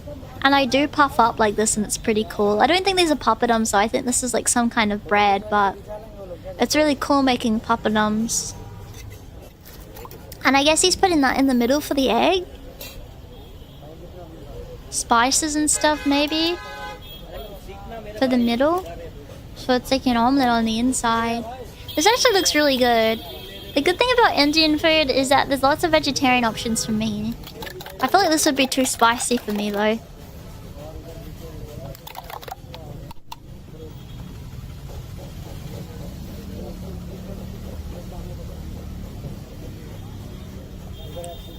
Oh, and then this actually is really cool.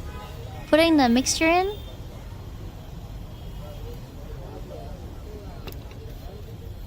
I just can't believe he is not, like, firstly not wearing gloves and no one cares.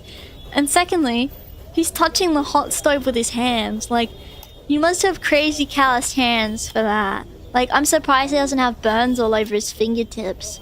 But I guess he can do it super fast and stuff, so he's probably an expert. Yeah.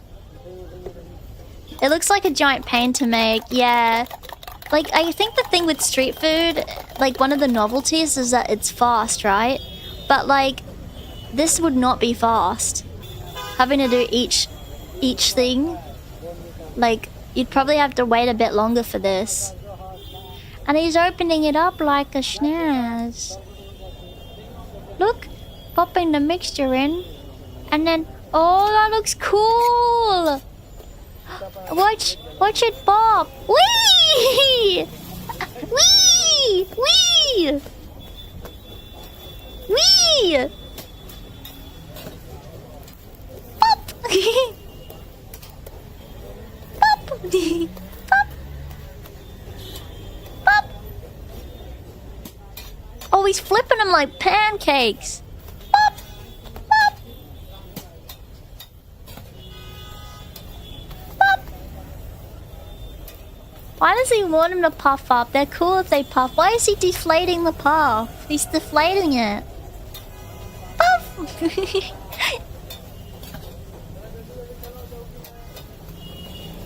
Remember to feed your flatbread the egg juice. Wonder what he's wiping. I guess the oils? But he's trying to depuff it, which is really awful. Oh, it's the egg. Look, the egg. That actually looks really good. Like, I wouldn't eat it from this place, not to be rude. But, like, it looks like if we made this in a restaurant, I'd totally eat it. It looks pretty sanitary here, though. Look, that's the one with the egg that he got. I think these other ones are just, like, plain. I guess they may put that little thing in from before. Oh. Hey, stop. Stop! You're hurting him! You're hurting him! You're hurting him! How's he touching it? Oh, God, that hurts to watch. You're hurting him. Stop! Oh, so it cooks properly? Oh, that makes sense. Oh, yeah.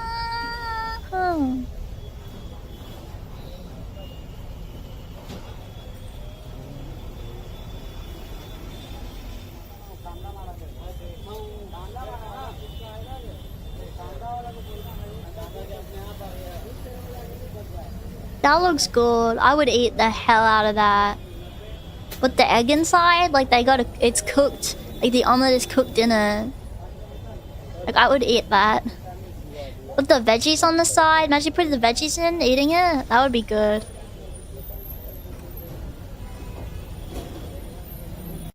That looks really good. Yum. Oh, that's how I make the egg, I suppose, for this, but I guess I'm just showing it again. That's pretty cool, isn't it? Huh. Give me some with some salsa. That would be pretty good. What does this say? Short USA Fair food might be relevant to the discussion. Yeah, let's have a look. Just because it's in the US doesn't mean I wouldn't watch it. What's this? State fair. I wish I could go to a state fair. That'd be really cool. Wait, guys, give me 1 second. I actually gotta go tinkle. Will you give me a minute? Sorry. Give me 1 seckie per ride.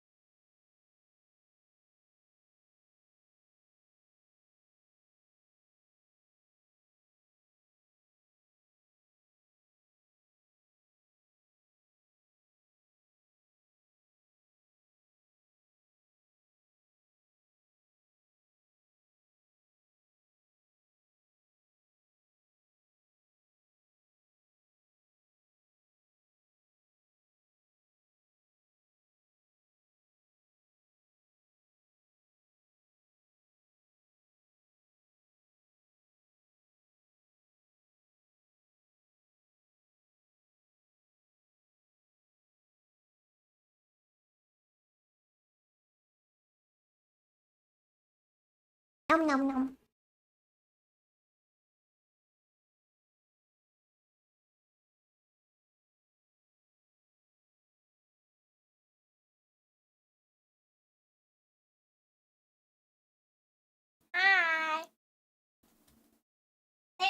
very fun. Great food at bad prices. Really? You gotta look at Minnesota State Fair. It's the best one in the US. Oh well, I'll see if I can have a look and see what I can find. Okay. See what I can find. The State Fair. Okay. Oh, actually, can you guys give me 1 seckie, poo? Sorry. I just want to get some water.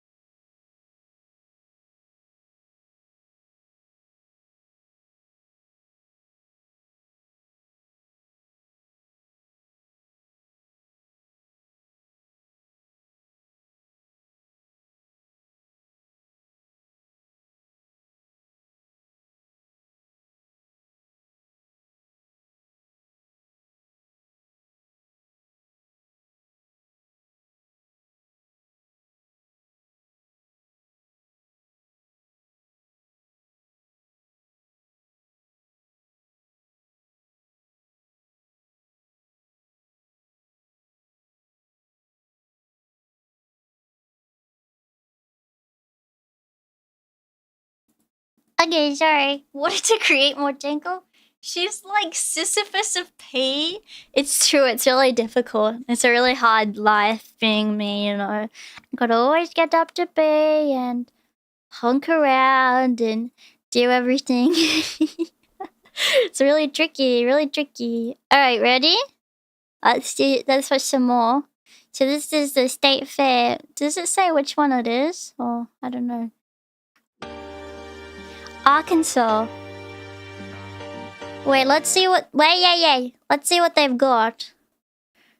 So, I think this is like a menu. Wait, So, deep fried mac and cheese ball. That sounds terrible. Corn dog. I wouldn't eat that. Chicken waffle cone. Sounds alright, but I wouldn't eat it. Banana pudding funnel cake. That sounds good.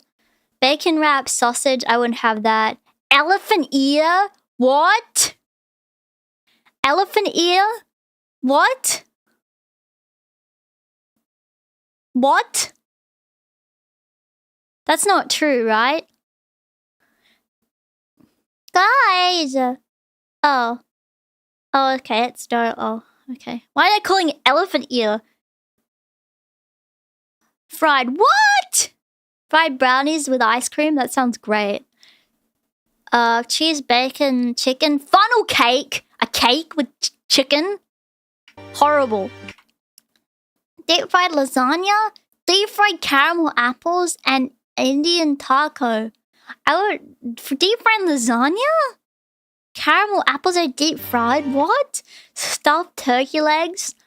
Fried fish? Gourmet popcorn? That sounds pretty good. Cotton candy. Hey guys, it's Ginny here. We're at the Arkansas State Fair for Media Day. We're gonna sample some amazing food. Okay. They have macaroni and cheese with pulled pork. How insane is that? And That's tiny! My coworker Jason. That's tiny! Oh my God. So let's go take a look at. That's a butt. Is he really big? Or is that plate of macaroni really small? That was like 3 pieces. Macaroni for ants? All right, I got a classic and I got a new item. This is What is it? rice bowl. Rice Zero bowl? meat, but we're going with the classic first. What is that? Is that a corn dog? What is a corn dog anyway? I've heard of them. It's like a sausage with that's fried or something? Perfect. No. That's rice? But what is a corn dog? Also good. Even with the corn dog. Fried in corn batter. Hey, Steve, Oh. what you got there? Well, supposedly it's cucumber jalapeno lemonade. Three Oh. words you never thought you'd hear together, but we are at the Arkansas State Fair, so I'm going to give it I've a never heard of that before. You can eat it on a stick. Really? Not terrible. So maybe jalapeno, and a cucumber, and the lemonade. It's like the state fair. Very interesting. It's a deep fried brownie, y'all. Chicken wrapped in bacon, fried. And then there's a deep fried brownie with ice cream down there. This is the most American like thing I've ever heard in my life. What do you think about it? What did you get? This is a deep fried macaroni and cheese ball. I mean, Wait, that's more American than what I just heard. Comfort food of the Little macaroni and cheese ball. Yeah, macaroni, hot dogs, fries. Fried lasagna. Deep fried lasagna. Do the fried apple, caramel apple. Whoa. Fried taco. That's crazy. Is it good? So, 1, 2, 3. Sorry. Classic fair food. Sorry. It's just the cheese. I am trying the beef on a stick. Beef on a stick. Beef on a stick. Pork and chicken. Beef, pork, and chicken on a stick.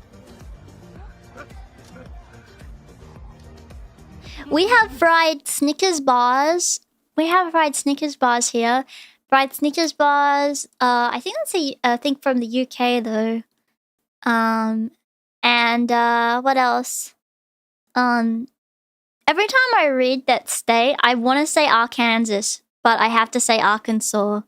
Deep fried ice cream. I've had fried ice cream before. It was actually very good. It's interesting how the ice cream stays cold on the inside. I've had it at a Chinese place. Yeah. Is it Mexican too? That's interesting. What is that? Looks like noodles. So, I said I wasn't gonna do this because What's he having? way overdone it. But this is more sugar than I usually eat in a week, so we'll see. But What is it? Funnel cake? Funnel cake. What's a funnel cake?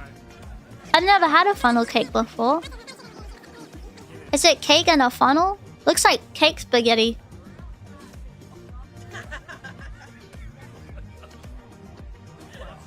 Ice cream on funnel cake. Oh. It's good. Well, guys, Is that big fair food? fan. The thing I'm really into is some funnel cake, and this is pretty close. It's fried brownie and ice. Fried brownie sounds good, actually. Is it good, sir? Tell me. Tell me. Is it good? Tell me. Tell me. Chocolate in there. Is it good though? Let me top it off with some ice cream. Is it good? Can you tell me if it's good? That sounds really good. Is it good? That was all whipped cream, but I'm not. Is it good? Is it good? Are you gonna tell me if it's good? Why didn't he tell me? Thanks for coming along with us. Oh my god, he didn't even tell me if it was good. Fuck this. Fuck this stupid video. He didn't even tell me if it was good. He was like... He's like, I'm not complaining. It's like, okay, what does that fucking mean? I know you're not complaining. You just said you weren't complaining. What does that mean?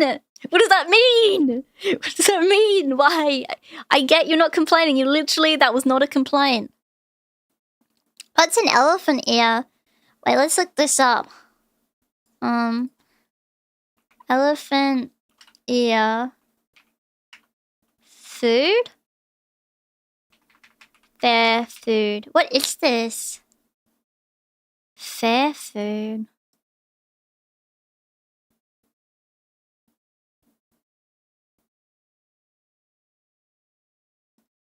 That's...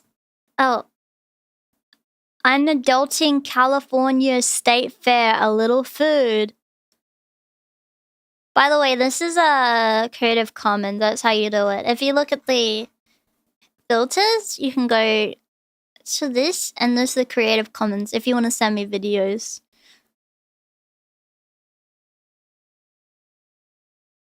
Oops.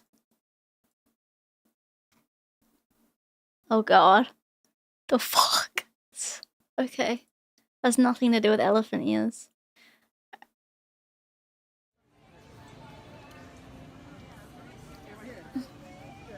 What is that? Ice cream? You cannot ask for a Dole Whip and then have them ask you what flavor. What flavor is a Dole Whip in?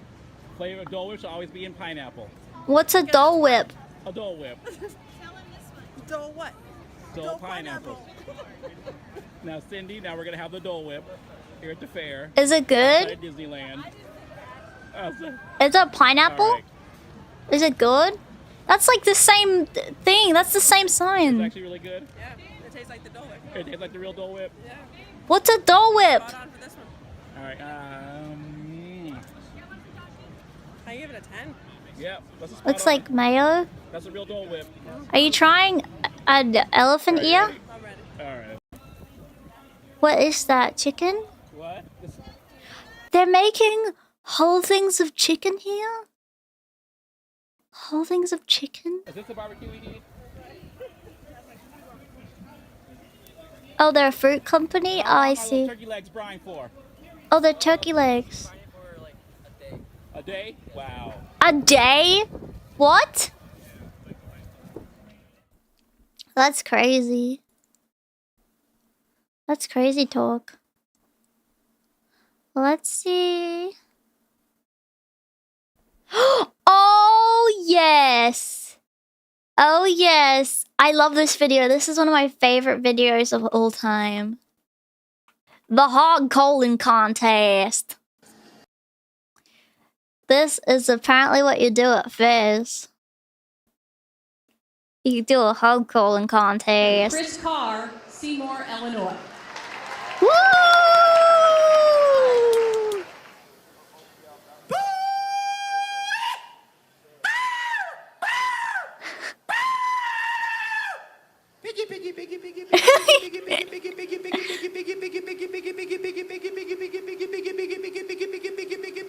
Freddie?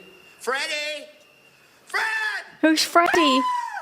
I think I see him. He's right over here.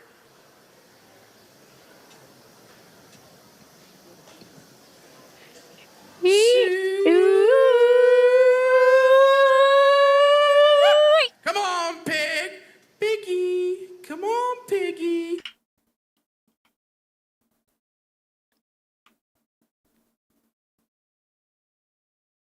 Me if I was a personal trainer? Come on, pig! Piggy! Come on, piggy!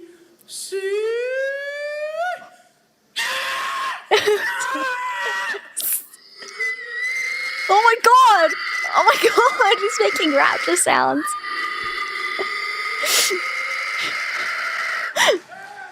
Woo!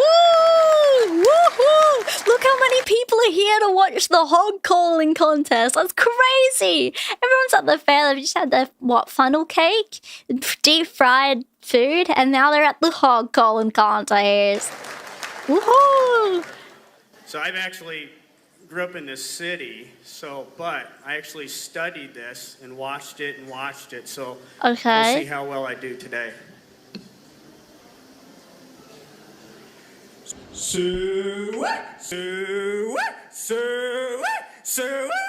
What the fuck? Wait, what the fuck?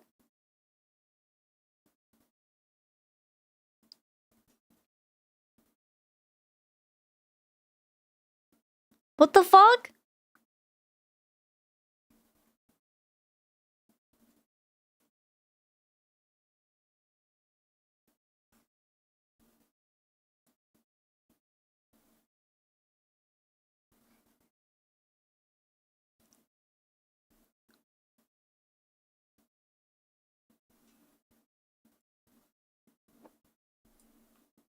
Huh?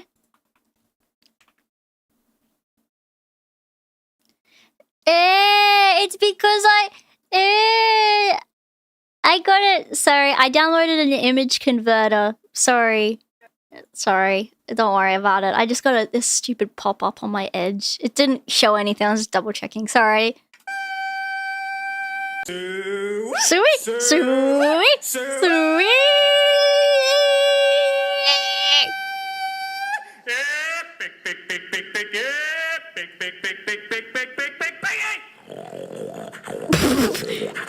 Oh my god! Oh my god, is he being a pig now? Is he role-playing? Woo! Yeah, I would watch this. That's awesome.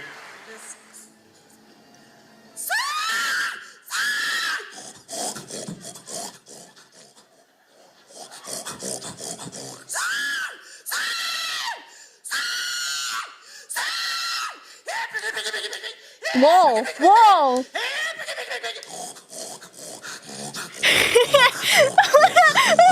She's being so extreme. Jesus, I'm so scared. She's beginning to transform.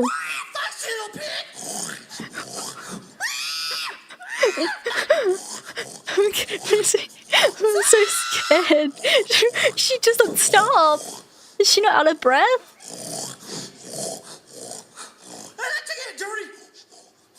Get dirty? What did she just say? That's all, folks. Okay. Okay. Stream triple to come back up. The judges may have a few minutes to try to select. And we have Who won? a new champion from the Quad City area. Your hog calling champion this year is Kyle Barton. Wait, who was Kyle? That guy? Wait, let's see his hog calling again. Hang on. Let me see it again. Wait, what's he gonna say? Wait, I'll look at that after. I want to see his thing first. So this is the hog calling champion, apparently. Let's see. So I've actually watched quiet. it, so. Sorry, I just gotta study this just in case I need to get in. Okay, just let me. Okay. Okay.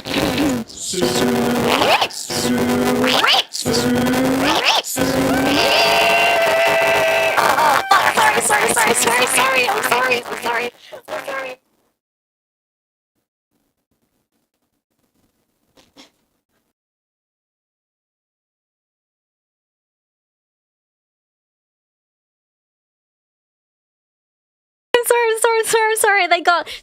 I'm sorry. Okay. Let me. Okay. I'm sorry. I became a robot pig. I'm sorry. Sorry. Okay. Let's continue. Shh.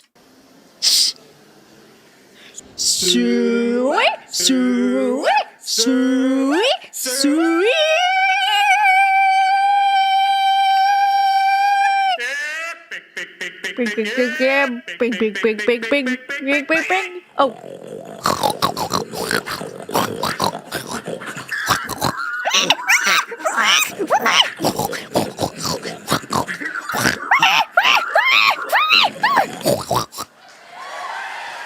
Okay, I think I got it. Okay, let's see what he says once he won. Okay. Thank you. Okay, let's see. Wait. The reigning champion over here at the Illinois State Fair. I have actually won the Iowa State Fair 3 times. I'm the reigning 3 champion over times? there. Jesus. And I was going to try the pig calling trifecta. So you had to come conquer all the states. Are you going to hit any? Wow. Nebraska and Wisconsin. I was going to try to actually Iowa State Fair, which I just came from. That competition is. This motherfucker is going to every state to steal the hog calling contest medal? This shouldn't be allowed. Friday, so maybe we can get some competition over there this week. So it's the hog call Roadshow, you betcha. How did you said you're a city boy? I'm a city boy and actually studied. There's no way he's a city boy. My mom was out at the fair with my mom and she entered a gingerbread contest and got a red ribbon. She looked over at me and said, well, where's your ribbon? And I said, I'll be right back. And I entered, and by God, the first year I did it, I got the red ribbon as well. So. No. How the heck do you know how to do that? Just studied it and watched people, and being a city boy, that's pretty much what you have to do. Anything No, in life that's is not just study it, fair. and when you studied it good enough, you become City a champion. boy. City boy. Who here's a country boy? And the country boys? How do you feel about a city boy taking the championship away from the country boys? How do you feel? Does it hurt your feelings? Anyone? Surely there's one country boy in here in the chat. Come on. I'm fuming. Country boy, right? Yeehaw. Really? We don't like no city boy. Really? You're fuming. I'm fuming. It just means the country boys didn't step up. If the country boys got a problem, they gotta outdo him. Yes? Do you know how to hold call? Let me try. I'm a city slicker. Sucks to suck, country boys. Wow, that's really upsetting. Like, can I show you this video, guys? Wait, so all you guys have seen this before. Someone commented this and it made me think of this. It's so good. I love this video. It makes me really way too happy. Okay. Now to the story of a... Oh, why is it only plays in one ear, I guess? Does it only... I think this has only got... I guess this is only gonna play in one... Now to the story of a pig that is inspiring others. One pot-bellied pig has certainly endured his share of problems. Chris P. Bacon was born with the use of his...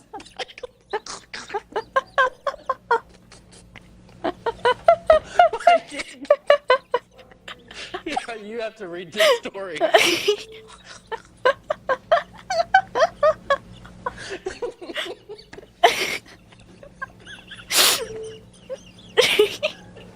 We cannot. Oh my god. Crispy bacon. Crispy bacon.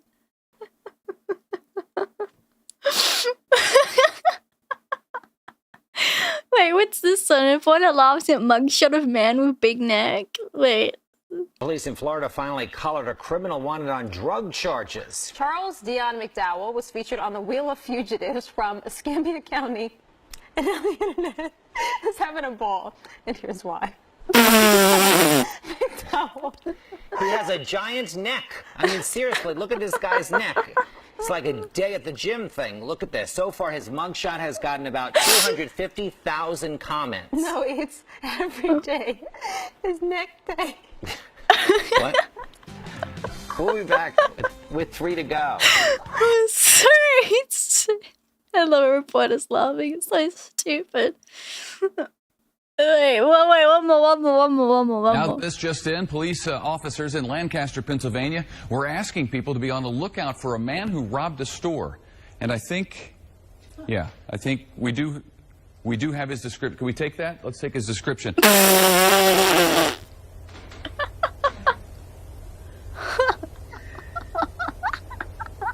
Okay, this is the guy they wanted people in Pennsylvania to be out on the lookout for.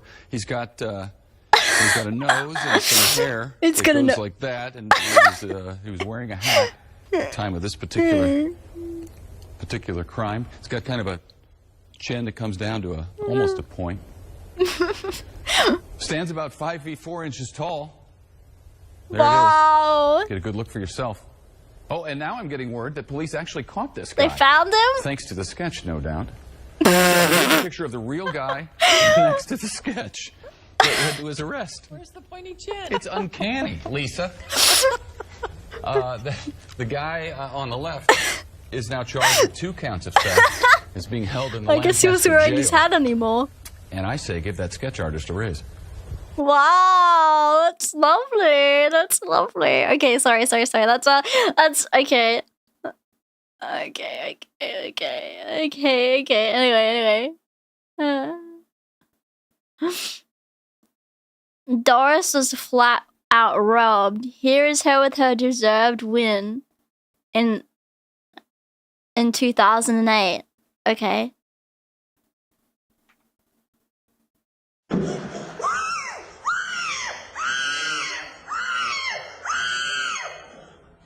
Well, this, believe it or not, is a sport in the United States, and it's called hog calling. Doris Hobbs, who is a dairy farmer and not actually a pig farmer, oinked her way to success at the Illinois State Fair. It's the first time a woman has won the annual contest. Presumably, previous female contestants made a pig's ear of it. Wow, she won. That's so good.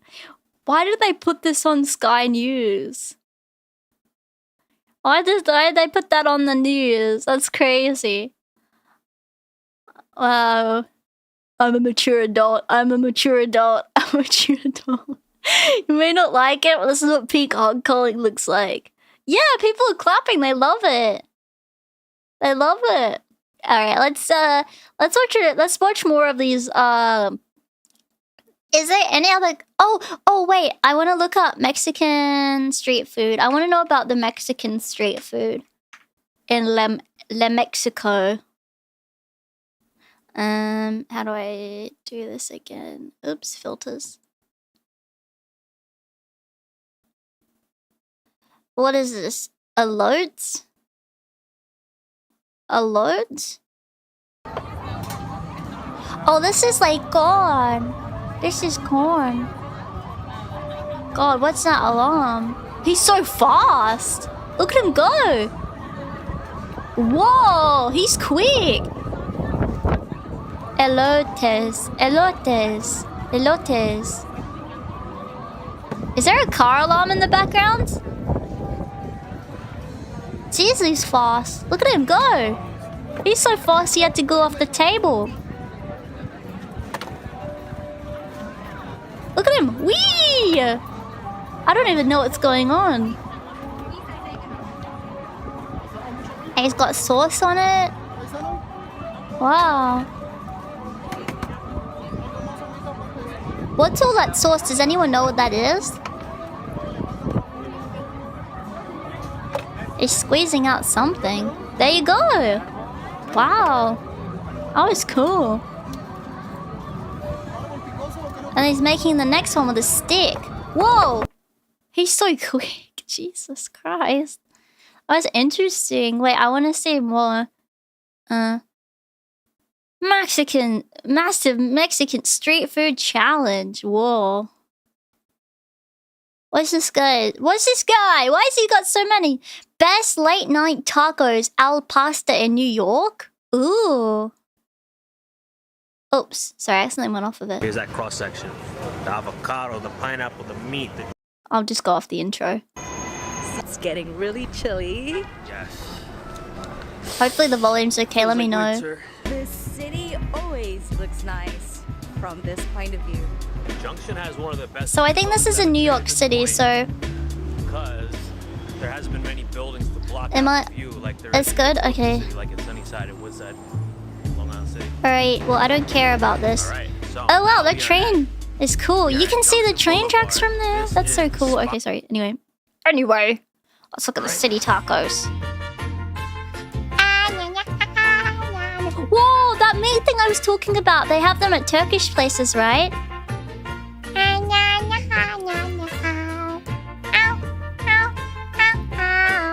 I haven't played the egg video. Look at him, he's cutting the meat off. What are those things called, those meat things? Una orden y una torta, por favor.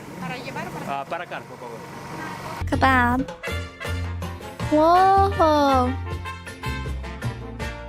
How do they make that? Is that a burger? How do they make that thing? Do I stack meat on top of each other? This is the Al Pastor. It's layered with meat and fat. Oh. Pickles! They got pickles! That looks yummy, actually. They got lime in it, cucumber. These are the Al Pastor tacos that Dreams are made of right here. Doner kebab. Why is that? I pour fat on it? Whoa. Look how thinly sliced that is. Look how deep red.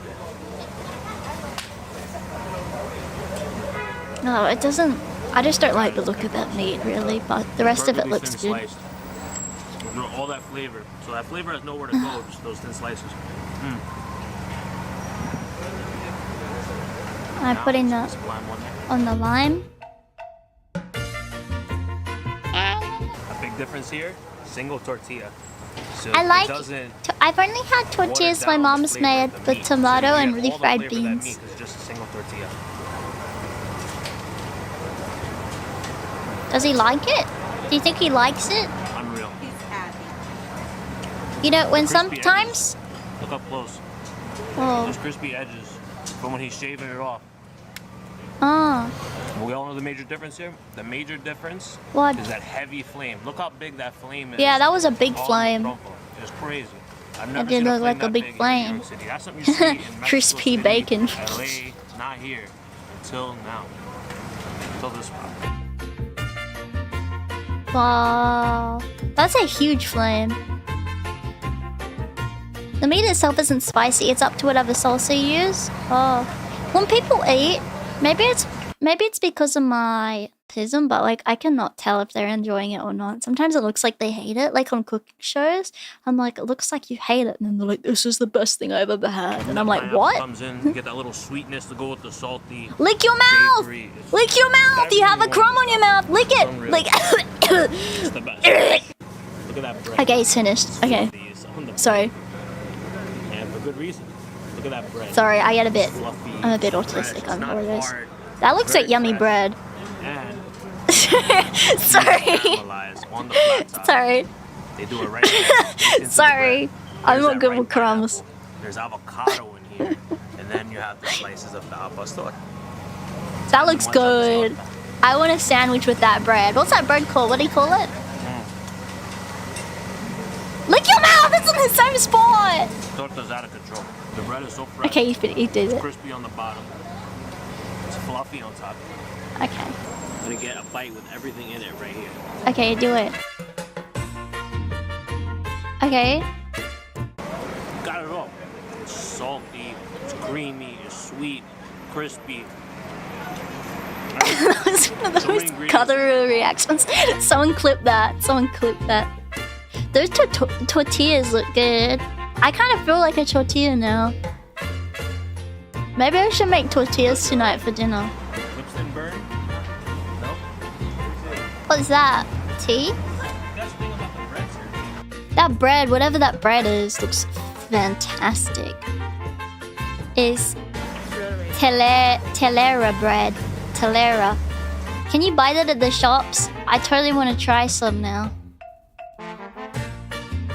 I like this music, it's a little silly. The interesting thing about this cart is that we've been going almost every weekend for about a year, and around last Easter, I come by on a Sunday night hungry, wanted some tacos, they're not there. I'm like, all right, it's Easter, maybe to celebrate the holidays, no problem. Next week it rolls along. Outro. Oh, the taco place left. I'm so sorry, sir. That sounds so sad.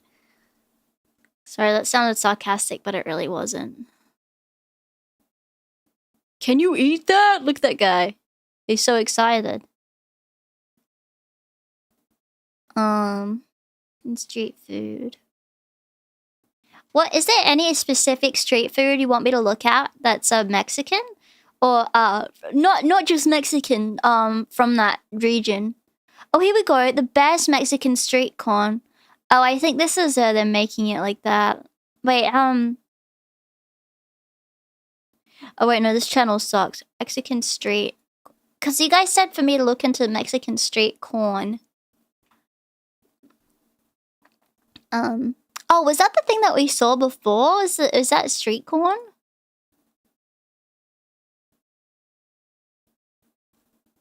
Yeah, that guy. He was making Mexican street corn.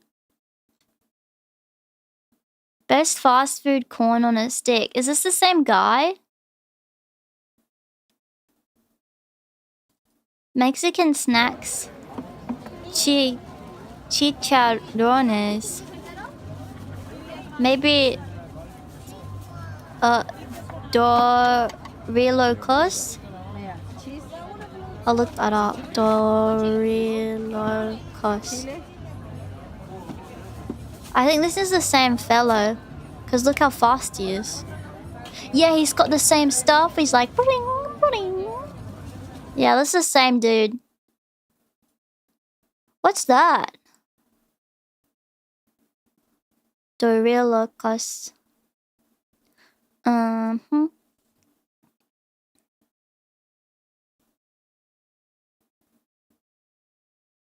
What is that? Oh, I want to see it on the street. What is that?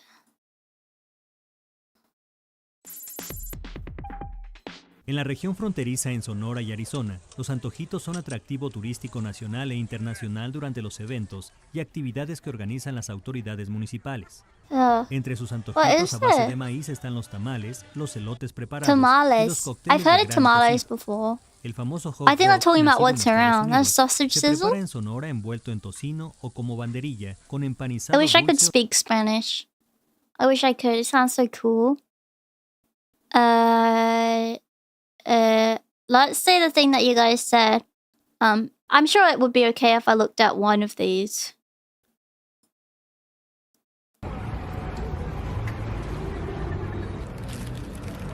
What?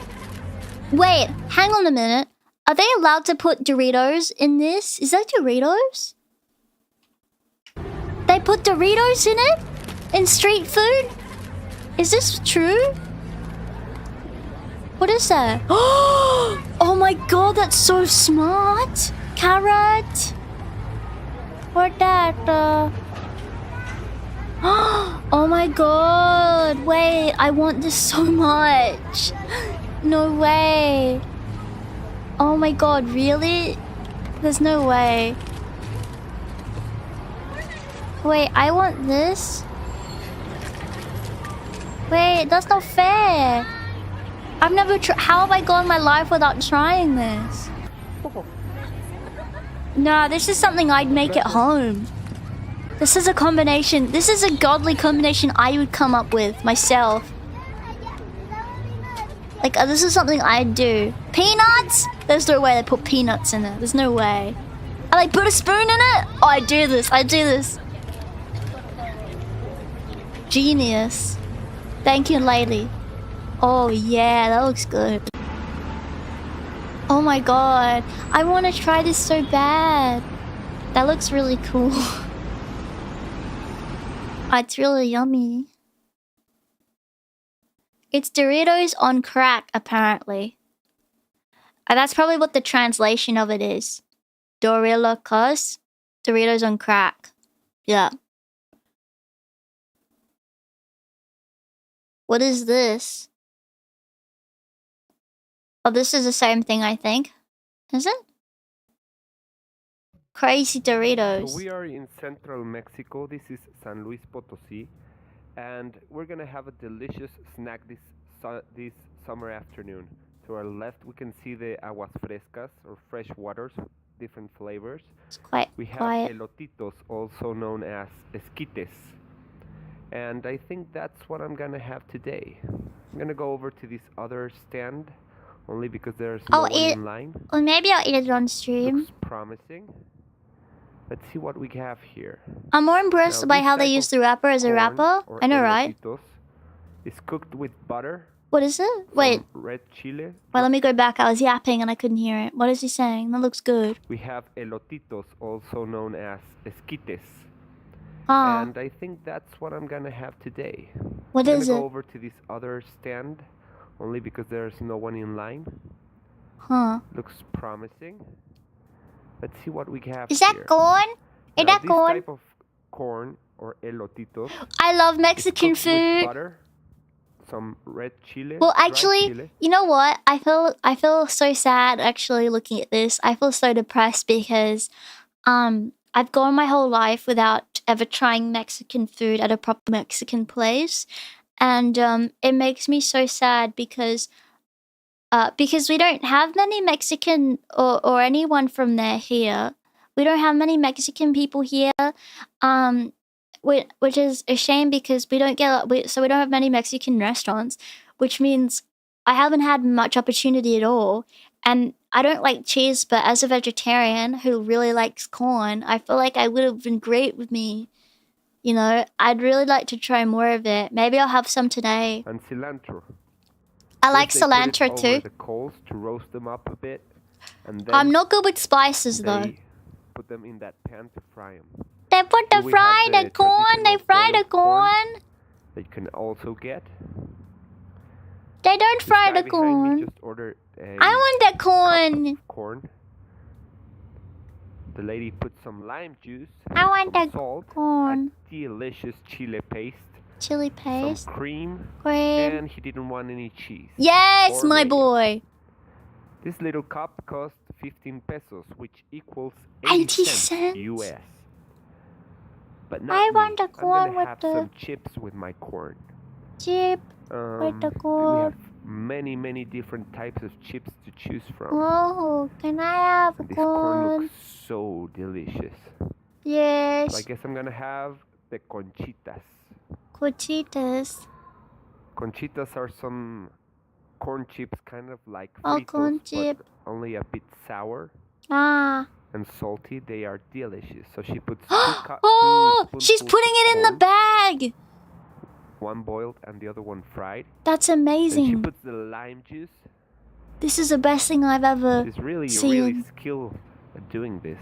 The delicious chili paste, some salt. What a smart idea. Cream, a bit of mayo, or a lot of mayo, some shredded cheese. That other type of cheese is like the nacho cheese that you get with your nachos. Topping Okay. it all up with some salsa. Oh, My mouth is watering already. it's bag costs $1.40 for a bag of chip and corn.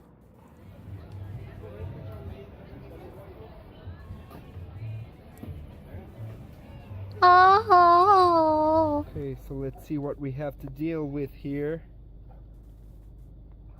This looks amazing.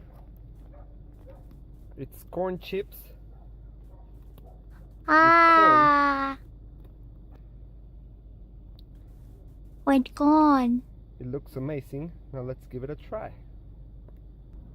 I'll give it a try. Is it good? Let's see. Is it How good? delicious. This Eat it! Is it good? Tell me, is it good? Is it good? Tell me. Is it good? Tell me. Is it good? Tell me. Mmm. Is it good? Mmm. Is it good? So good. Ah ha ha ha. Thank Taste of the you. corn chips with the shredded cheese and the cooked corn. It's amazing. And the cooked corn. I've had this before, but with Tostitos. These type of corn chips, they are a bit Can I make sour. it myself? Should I try and make some at home? Okay, here's what I'll do. I'm gonna make it myself. I'm gonna put I'm gonna get Doritos, and then I'm gonna get, and then I'm gonna do I'm gonna put Dorito, and then I'm gonna put corn. And can I put do people put beans in it? I would put refried beans in it too. And a bit of cucumber. Okay. And then I got my Giggle special. Yes. I don't want sour cream. I'm not good with sauces. I don't want sour cream. I don't want mayonnaise, and I don't want cheese. I'm not good with sauces, okay? But I could put corn in it, and I could put refried beans, and I'm gonna put salsa. I could put salsa. I'm okay with salsa. I put salsa in it. I could just use the standard bag of Dorito, and I'll put a fork in it, and I'll go Ooh, that sounds really good. Yeah. Wow. Yes. I like that idea of that food. That sounds really good. Wow. Street ramen. Street ramen? What's the secret of the corn? Do you guys think that there's secret corn? Do you think there's secret in the corn or what? Food tour in Oaxaca. Do you think I'm allowed to watch this one? Let's see if it says anything.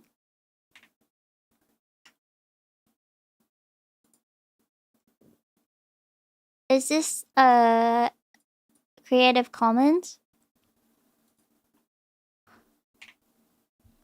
Let's just check.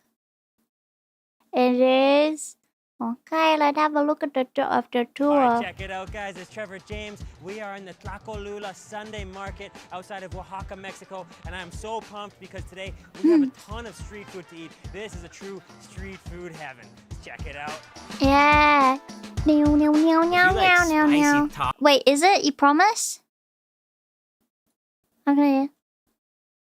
I mean, I only got 64 views. This content is from the food range under the Creative Commons YouTube channel. Okay, humble. Tacos and juicy meat, you're in for a treat. Because today, we found 5 amazing Mexican street foods that you're gonna love. Show me! From soft and juicy tacos to the most insane barbecue chorizo from heaven and some beautiful and messy Mexican pork sandwiches, this video is gonna make you hungry. So make sure to watch all the way until the end so you don't miss any of these beautiful foods. Let's eat. Okay. I think what we have right in front of us here is carnita. Carnita. Oh, carnita. This is so interesting for me. How's the volume, guys? And finding barbecue heaven, we found the most beautiful carnitas stall, aka pork and pork organs simmered in lard and oil until they're extremely tender and then wrapped up in a tortilla and covered with salsa. Interesting. Look at this. This is the carnitas. Carnita. Look at all those. Have you guys tried anything like this before? The intestine, the skin. Oh, I never thought I heard all the intestines before like that. Actually, it has a very, very rich pork aroma. I'm gonna get half skin and half meat. I'm gonna get 2, just because they look so sloppy goodness. Oh. Yes.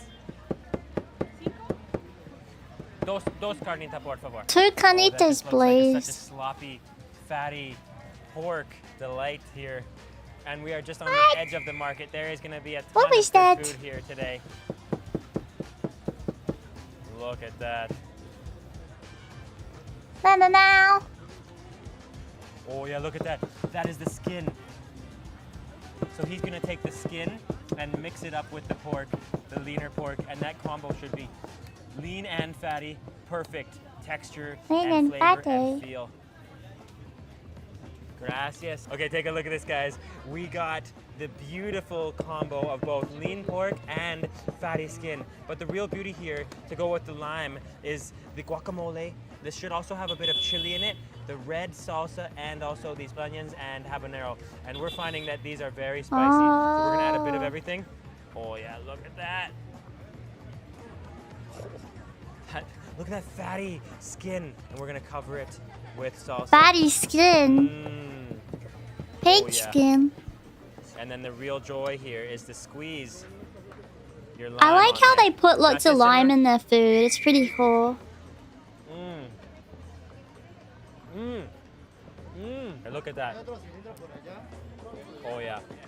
It is just totally melt in your mouth. Silkiness. The lime, the onion, the salsa. It's perfect. And what I'm loving about Mexico so far is the complete variety of salsas that you can get here. Everyone is slightly different spice level. That is just awesome. Bye-bye. Great. Let's keep going. What's with that noise? Into the market and found a lady selling some beautiful Oaxacan classics right on the grill. Like cayudas, tostadas, and plump. I like the tomato. I like all the stuff they use in them. With your selection of different meats and freshly made salsas. This here is messy, juicy joy. Oh yeah, this market is just getting busier and busier the further you go in. I think we found a little clayuda stall here. Oh yeah, look at this. Oh. Hola, señora. Hello. Oh, look at this.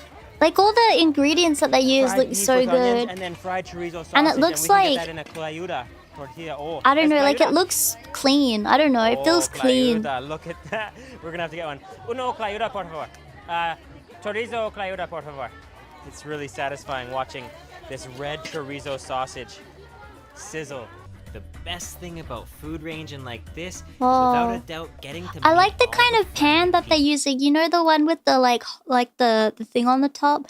Like it seems like it's perfect for this kind of thing. It's like it's really cool. I like it. Travel, you're practicing the local language. You just gotta have fun. Look at those in the background. See that? The by tasting new foods, learning new languages, and discovering as you go. Es torta. The torta. Oh, torta. Muy rico. Look at that. Mexico, they look like papadum. Muy rico.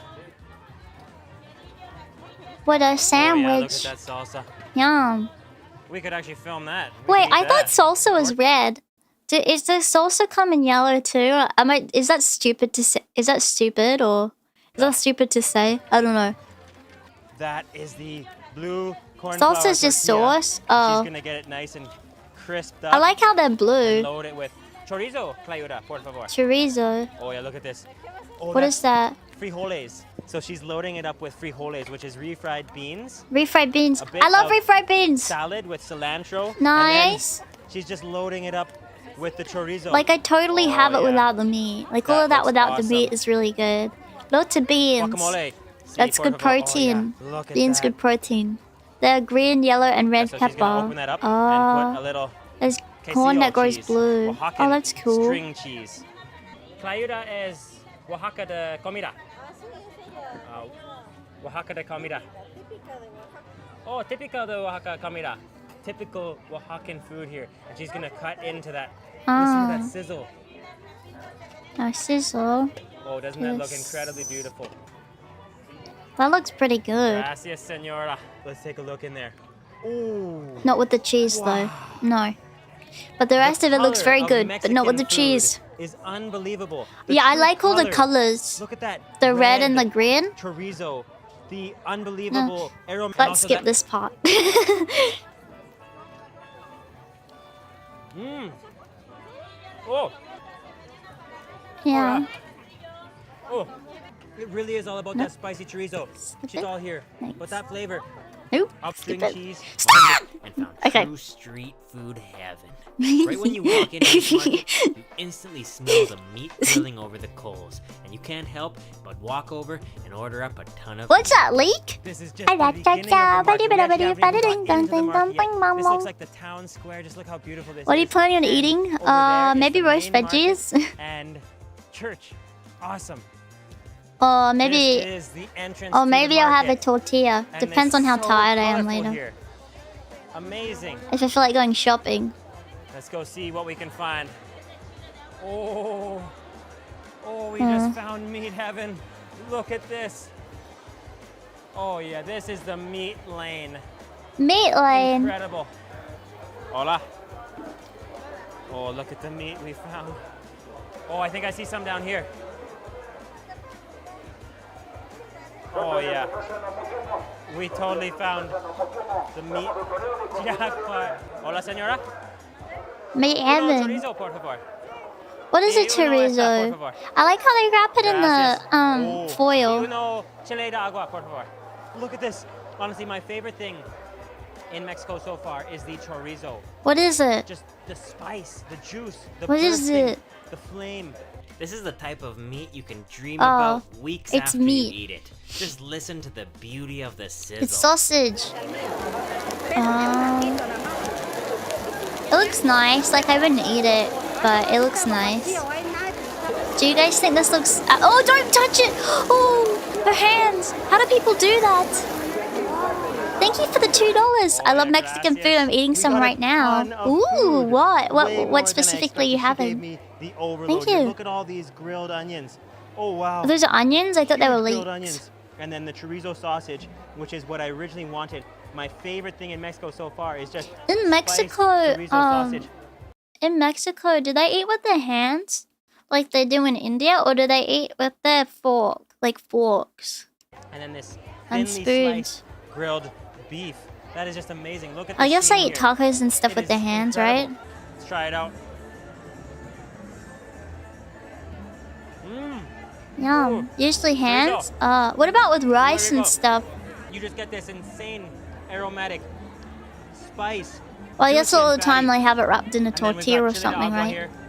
That should be very It's like usually spicy wrapped and in nice, the rest is thinly wrapped in sliced stuff. grilled beef. But street After food's tasting usually the like hand extremely stuff, spicy yeah. chili de agua and the sweet, smoky grilled onions, the ladies asked Mm. for some of the Thank you meat for following, back so thank they you. could eat some as well while the camera wasn't rolling. Volks, So I they gave had the Volks rest for back to the them, and we moved on to find more street food. yeah, they They do, were they actually do. saying to us behind when the camera wasn't rolling that they wanted to eat some, so I just offered it to her, and I think she is gonna finish that off. We're gonna keep exploring and see what else we can get here. This is the barbacoa lane.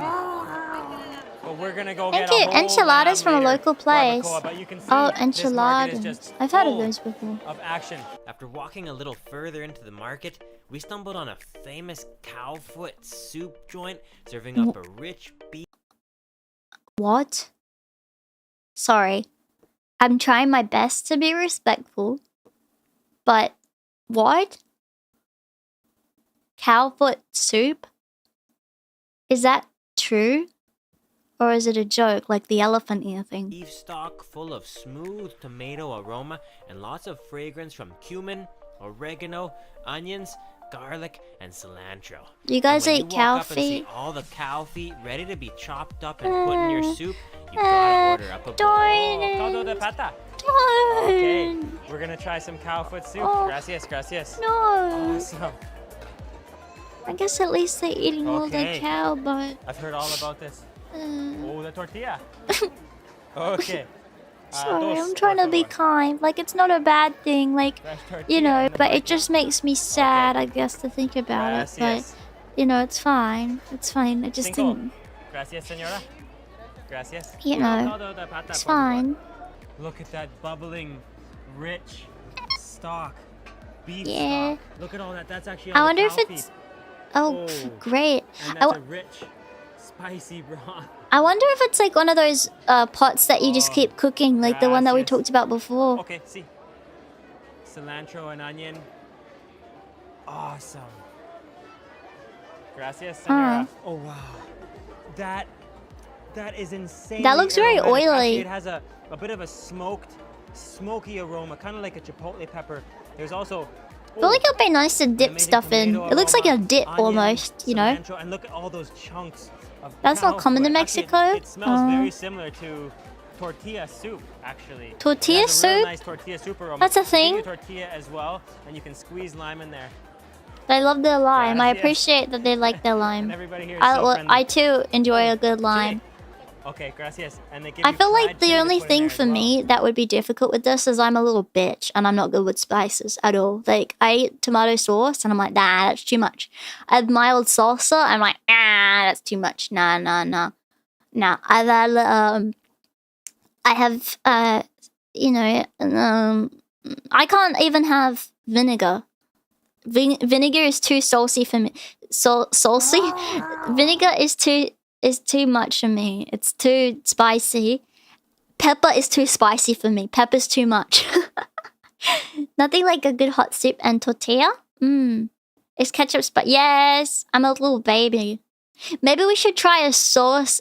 Not a sauce. A spice challenge or something. I should try to eat something spicy. A couple chilies in there as well. Yeah. Should be good. Really has a tortilla soup aroma. Oh, smoky, full of spice. Oh, it has a beef flavor, but very jelly-like.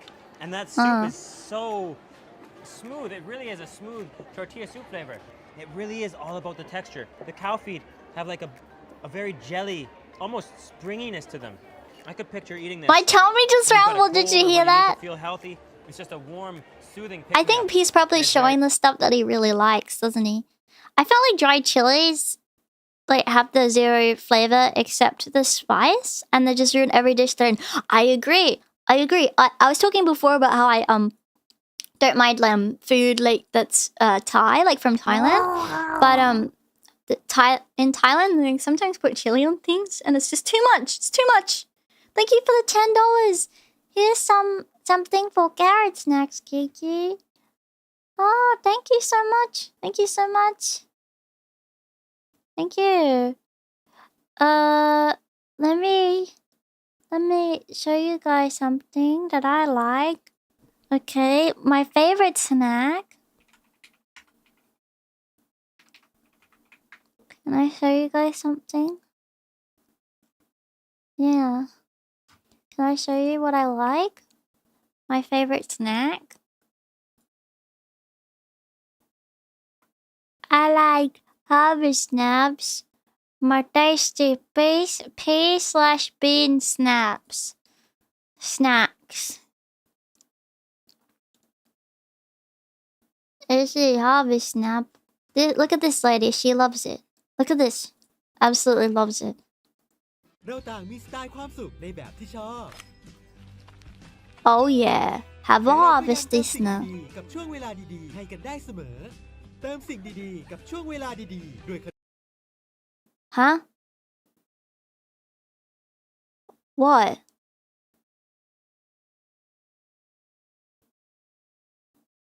Huh?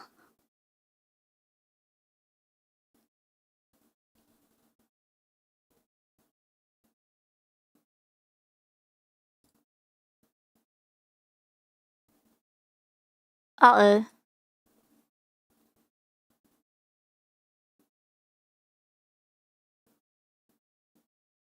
Uh-oh. Uh-oh. Oopsies. What was it? What blocked us? Hello? Hello? Hello? Are we back? We're gonna be back soon? So I come back in a minute.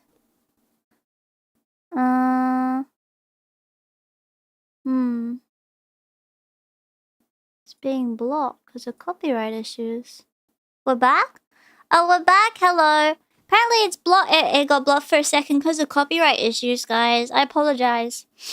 You know, however, I've had my streams blocked for copyright issues before, and funnily enough, like I was fine like when I actually put the video in, but it may just be like it's an auto detected thing.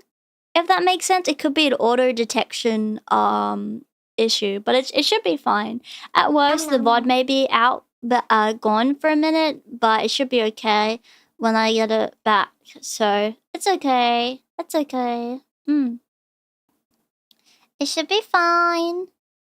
So hopefully it's okay. It may be the thing that we were looking at before, but at worst, we can cut it out of the VOD. I apologize though, everybody.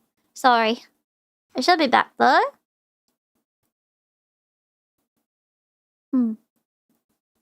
Let me just have some water.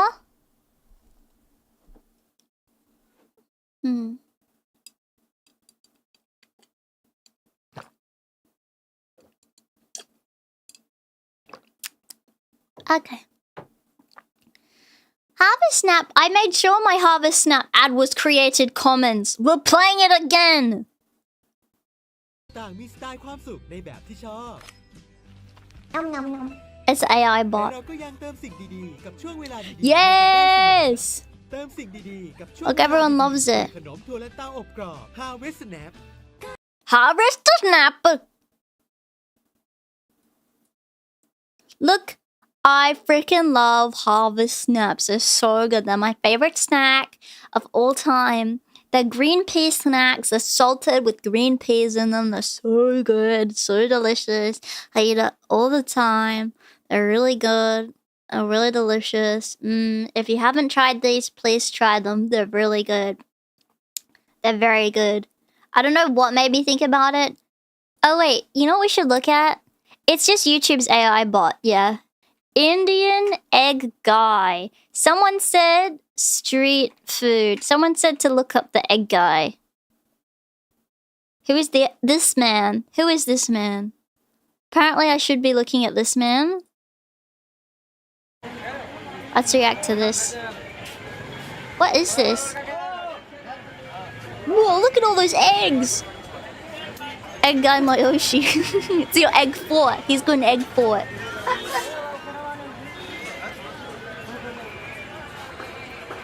He's like, it's egg time. Actually, this reminds me of when I went, when I was in Austria. There was a buffet that I'd go to breakfast every morning. And it was really nice. There was like a place where you could get your own omelets done. And you could choose like what you wanted on top. And they had like lots of eggs. Not like an egg fort like this. But I remember that they had something kind of like you could choose what eggs you wanted. And I just remember they had the oil in that little bottle like that. Yeah. Look at that. He's getting the oil on. What? Where's he? Oh, he's cracking it into one of these? He seems like he knows what he's doing. I like how they mix it a little thing like that.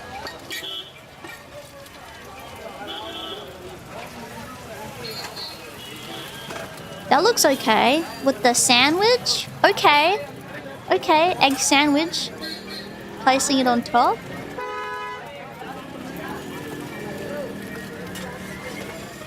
Whoa! Huh? Whoa, look at that.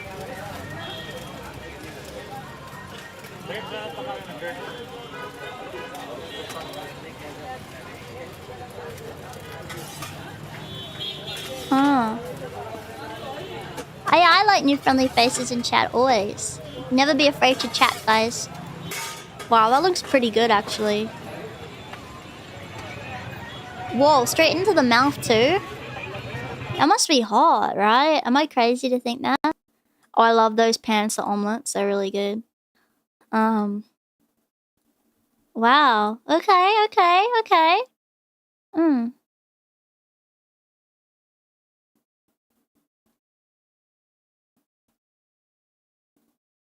Let me just have a little bit more water. Okay, okay.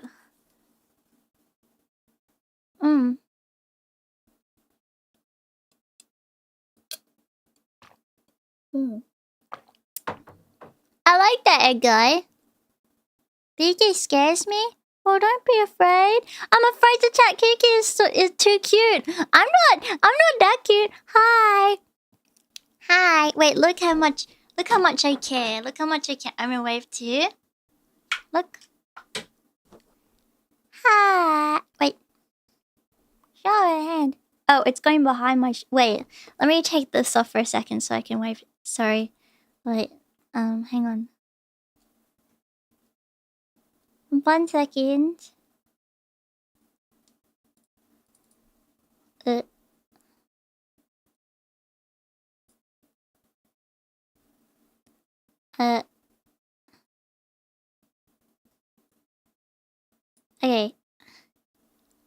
Hi. Hi. Hello. Hi. Okay, put it back on. Sorry. I just wanted to wave. Okay. Put the shirt back. We're on the food safari, not the silly safari. Keep it off? No. I got my little safari t-shirt on, okay? I can't keep it off. Yeah. No, I don't think it's actually gonna be that much of an issue. It's just, you know, yeah.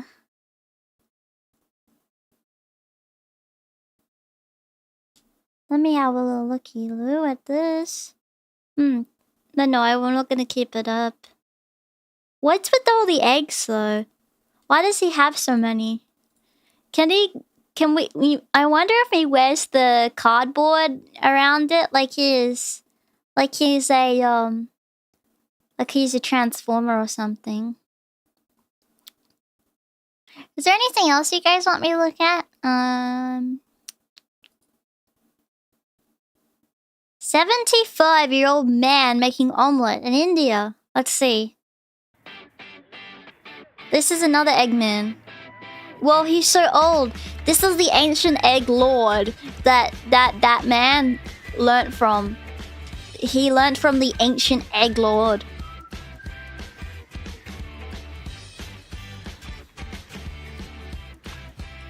I want to look up street foods with bugs in it. I'm interested to know how they make them. Look at him. This is the egg guru. That's kind of sad too, having to do that at 74. How's it sad? Maybe he just enjoys it. Maybe like this is his passion. Is egg guruing. Okay. Maybe he wants to be the egg lord.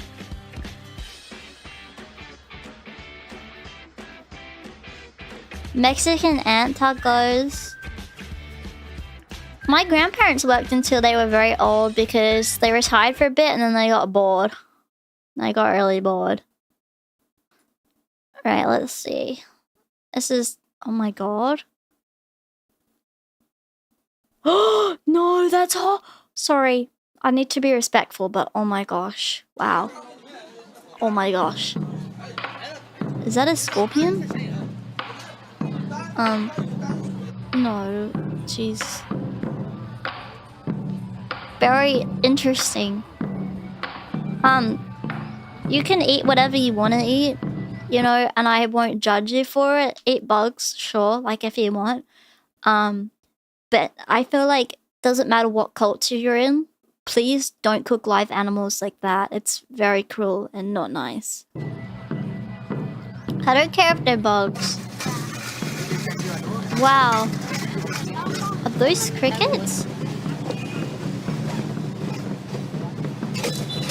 That chili? That cockroaches? How'd they get all those? You know, listen, I'm confused because you know how difficult it is to catch cockroaches? How do they harvest them like that? How do they harvest the cockroaches in such a way? It's very, very interesting. Yeah. Yeah.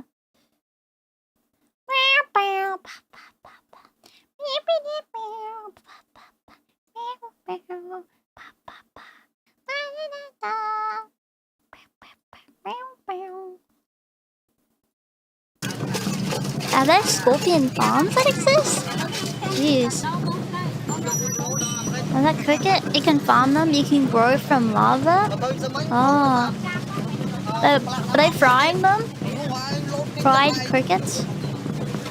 The drums in the background of this video is making this way more intense than it needs to be. It's like dun dun dun dun dun dun dun dun dun dun dun dun dun dun dun dun. They're making it so intense. They're bagging it up. And the taste is really good. That's why many people come to this place. You can see here. Customer come. I don't like this drum. Stop the drums! Who's playing the drum? Stop playing the drum. No. Yeah, I get the feeling that no one eats scorpions out of genuine enjoyment. I'm just thinking, like, logically. Is it because they're crispy or something? Or, I don't know, like, is there... Well, you want me to look at Singapore street food. Let's see what they have in Singapore. I've been to Singapore before, but I've never seen the street... I think I have a little bit. The street food, but not really.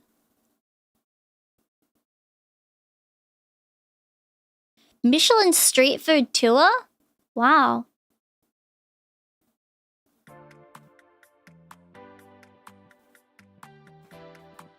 Hello, adventurer. Do you want to try the best street food in Singapore? Wait, I'm just making sure this is Creative Commons. Sorry. Yeah, it is. Okay, sorry, I was just double checking.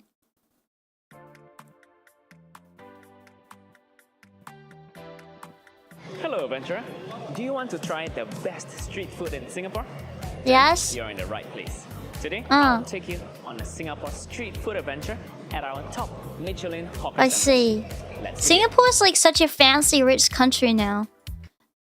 When I went to Singapore, it was very different. Singapore has changed a lot over the last like 20 years. It's really crazy because I remember like when you go to Singapore, you can get like DVDs and stuff. Like you can get it really, really like cheap DVDs.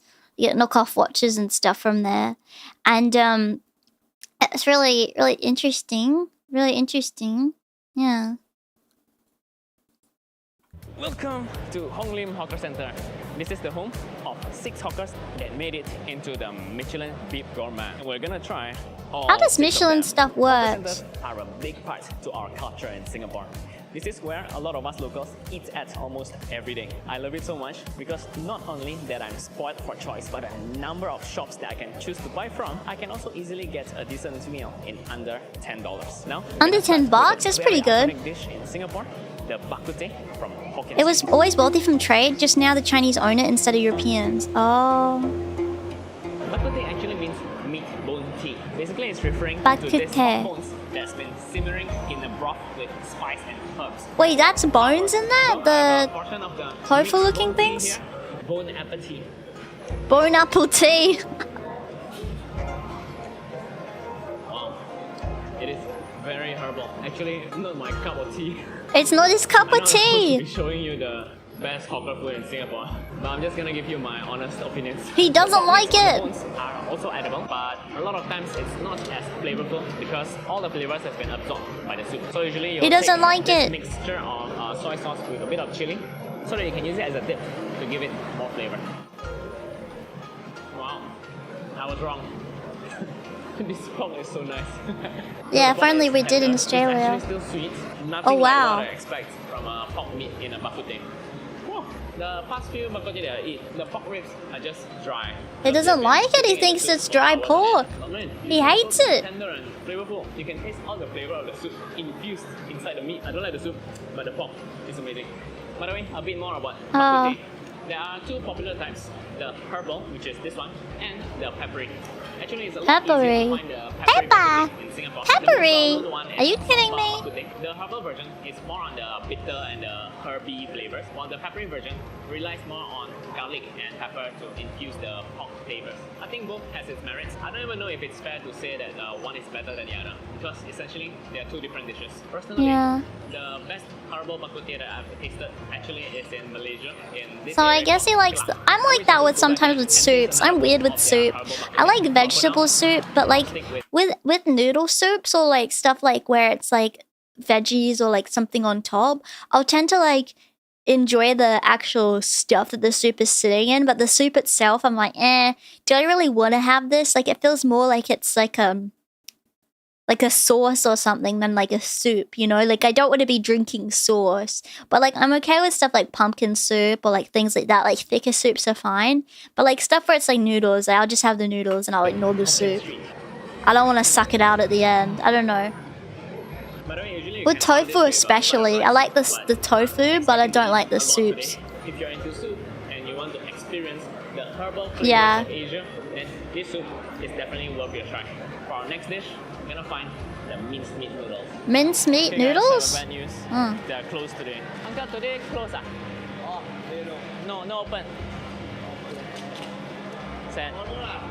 This is one of the most popular. Okay, I don't know if this is like a silly thing to say, but the way that people in Singapore talk to each other, I really think it's like cool. I like it. Like I like how they kind of sounds like English, but no, they go like something la, like or like I don't know. I think I talked about this before when we looked at the Merlin and stuff, but I had there were people in my uni who were from Singapore, and the way they spoke, like the girls, I really liked it. I don't know why. It sounds cool. Store, also known as bak chor mee. This store dates all the way back to 1939. I think it's cool. I like it. A bit sad, but it's okay. Let's go and try other things.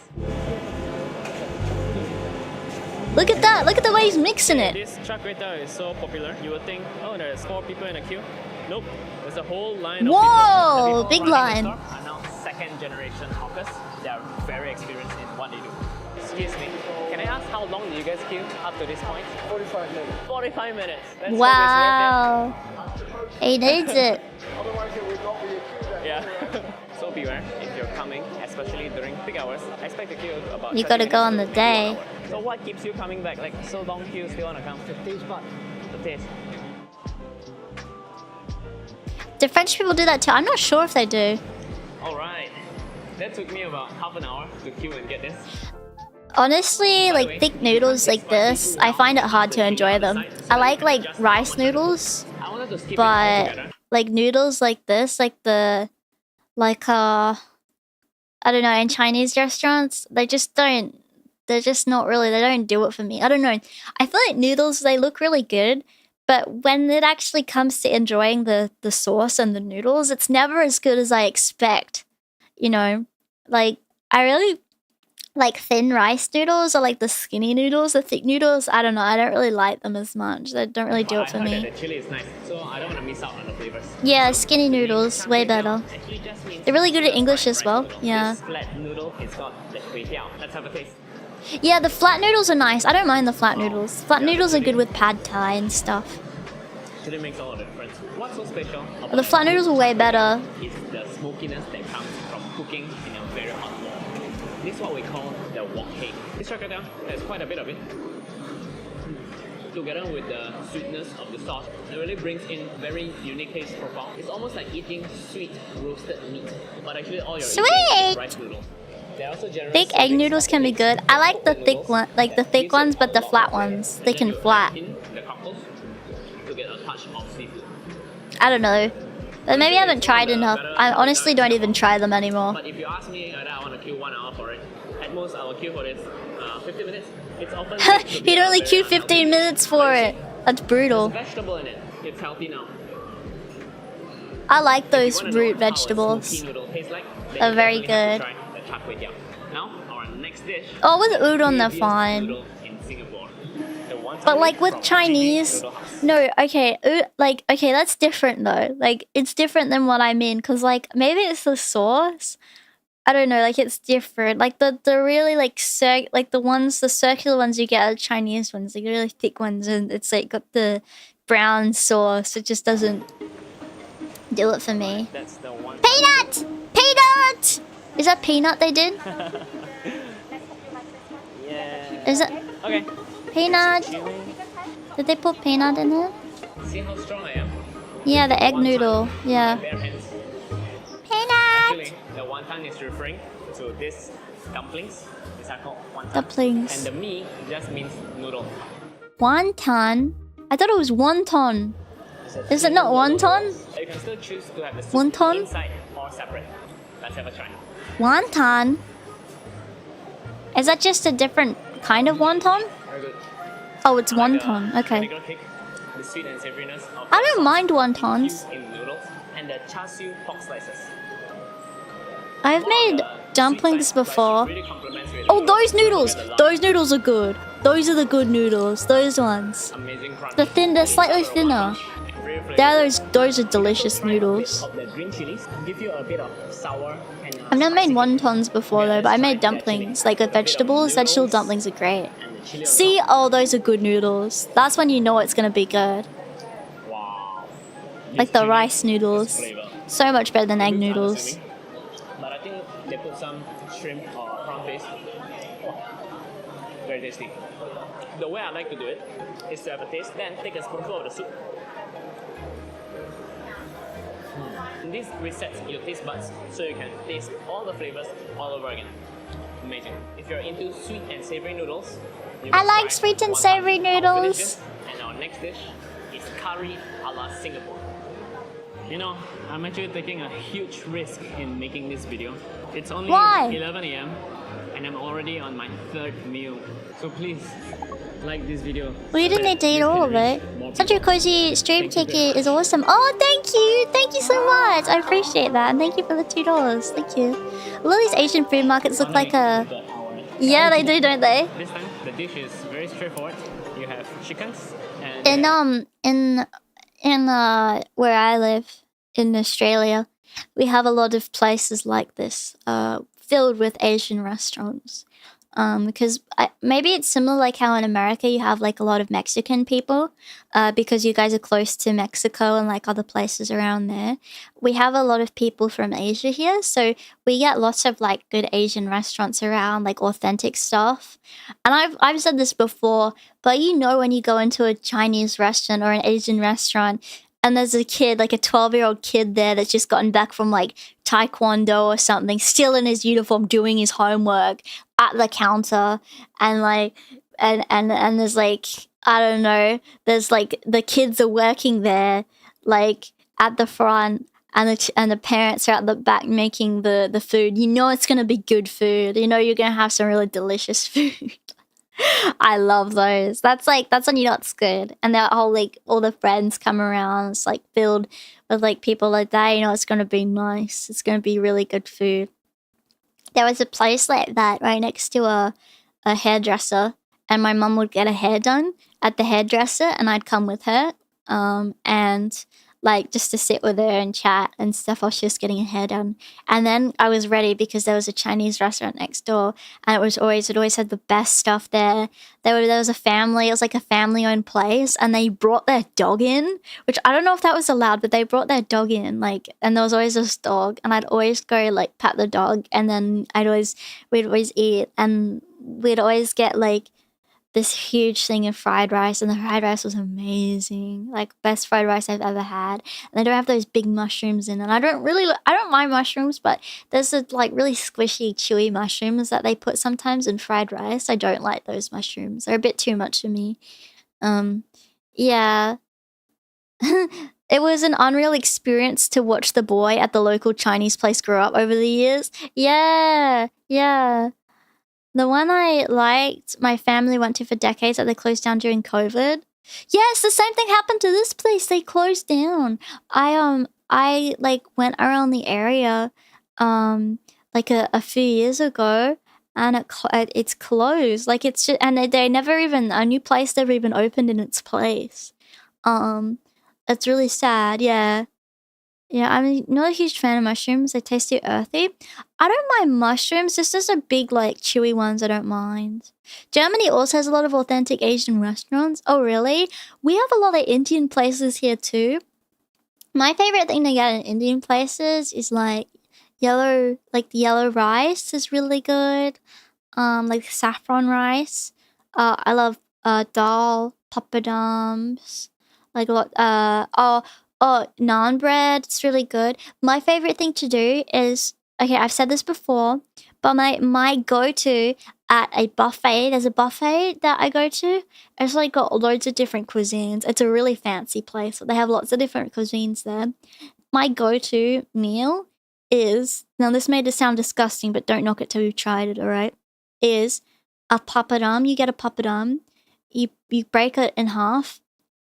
You get mashed potatoes and you put like the mashed potato on top of the papadum, and then you get like carrots, like grilled carrot, and you put it on top of the mashed potatoes, and you put the second piece that you've broken off on top of the papadum, and then you have like a papadum sandwich with vegetables on the inside, and it's really good, and you should try it if you ever get to. At least the mashed potato, have it. It's like so good. It's like, I know it sounds really disgusting, but I really like mashed potatoes. But I'm a specific kind of mashed potato kind of girl. Like, I don't like the stuff that gives and like a packet. I don't like the packet stuff, like the packet, but I don't know, like the one that you actually get is really nice, really delicious, really, really delicious. Nom nom nom nom nom nom nom nom nom nom nom nom nom nom. Yeah, it's really delicious. Let me have a little bit of this now. Let's keep watching this. You mash your own potato? Noodle, potatoes, tofu puffs. I don't like making my own because I get scared with the amount of butter you have to put in. Nom nom nom nom nom. Also, he's not drinking soup. He's not having the soup correctly. He's not having the soup correctly, okay? When you drink a soup, okay, you gotta go... You gotta go like this.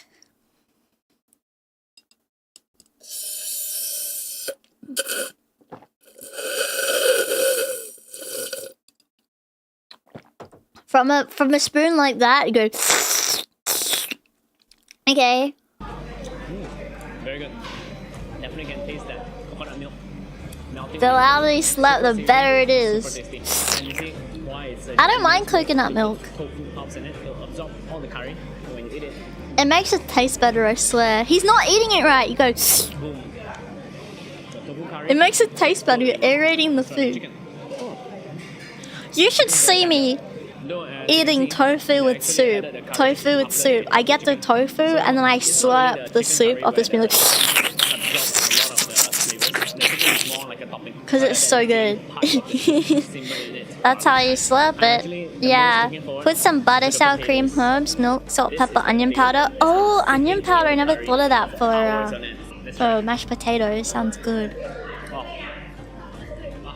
I love how there's a pigeon. Do you see that pigeon in the background? Do you see the pigeons? To the potatoes.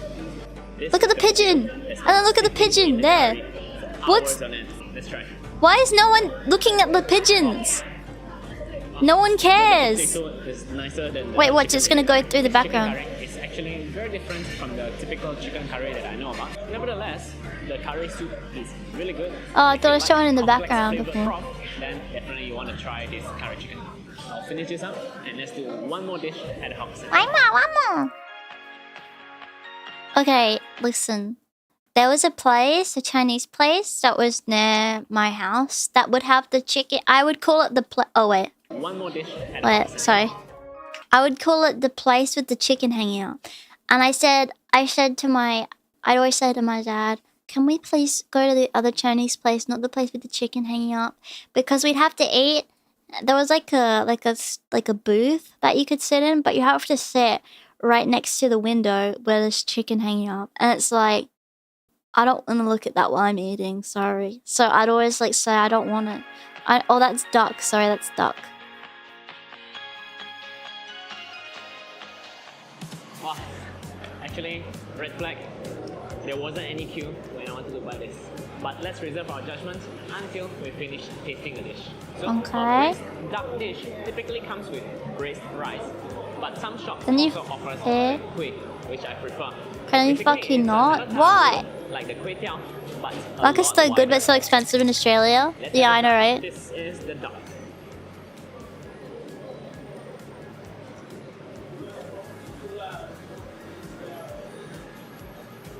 Well. Wasn't expecting that. It looks pretty good. Like, I wouldn't eat it, but it looks alright. It really is cold. Texture-wise, not bad, but it's just not as fantastic as I'm hyped up to be.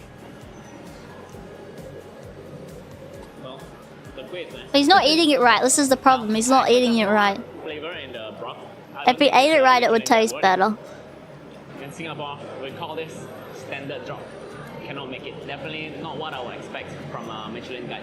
So one thing that I've learned today. He was disappointed. Is just the guide. It's a good place to start, but eating from a store in the Michelin guide does not guarantee that you'll have a good experience. It still boils down to your He did not have a good experience. How well that the stores maintain their standards. He hated Honestly, it. The best way to enjoy a hawker center is just to walk inside, take a browse around.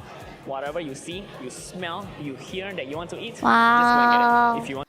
He didn't even like it. He went and he didn't even like it. How upsetting. How upsetting.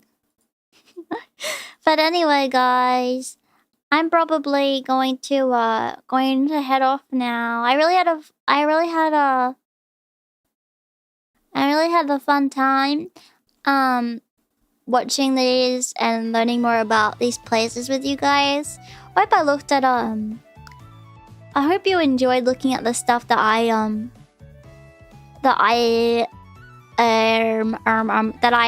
liked and learning a little bit more about the foods that I personally had. I really hope that you enjoyed it, and I hope that you had fun today. If you want to see more streams like this where I watch stuff or I try to learn about new things, because I actually learned lots of new things today, please let me know, okay? Please let me know. Thank you so much for the $2. Not Kiki, it was fun. Yes. I hope that you all had a fun time. And I love you. I had a really good time today. And I'll see you later. Thank you so much for coming, and I'll see you later, okay? Maybe I'll try something soon. Maybe I'll try a little bag of Doritos. Thank you so much for the $7. Thank you. Lots of fun, Kiki. Thanks for doing this. Hope you enjoyed it as much as we did. I enjoyed it. I had a really fun time. It was great. Yeah, it was really good. I really enjoyed it. But yeah, thank you so much, guys, for coming. I had a really good time, and I will see you guys tomorrow. What are we doing tomorrow? Can we play more Final Fantasy? Please. Please. Is that okay? Can we please?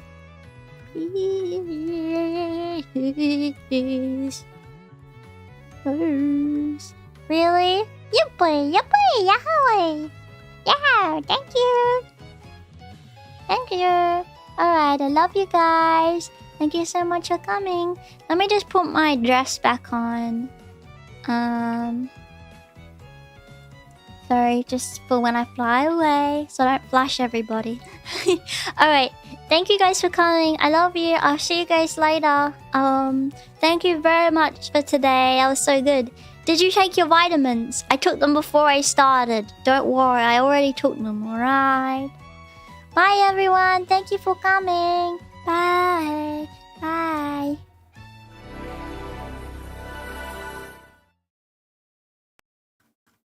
But you know, I got things to do. I got places to see. So I better head off. But thank you very much everybody for coming and watching my stream today. I will see you all tomorrow. Thank you for coming. Goodbye everybody. I love you. Have a good rest of your day if it's the day. Or have a good sleep if it's the night. Rest up for tomorrow. Alright. Bye everybody. Thank you for coming. Bye.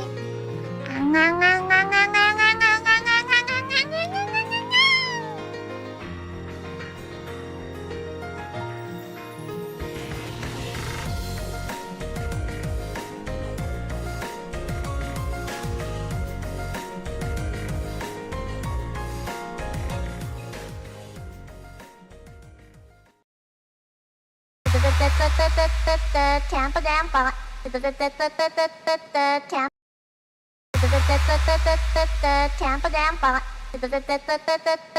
Tampa Dampa. Tampa Dampa. Tampa Dampa. Tampa Dampa. Tampa Dampa in the Dampa. Tampa Dampa. Tampa Dampa. Tampa Dampa. Tampa Dampa. Tampa Dampa. Tampa Dampa in the Dampa.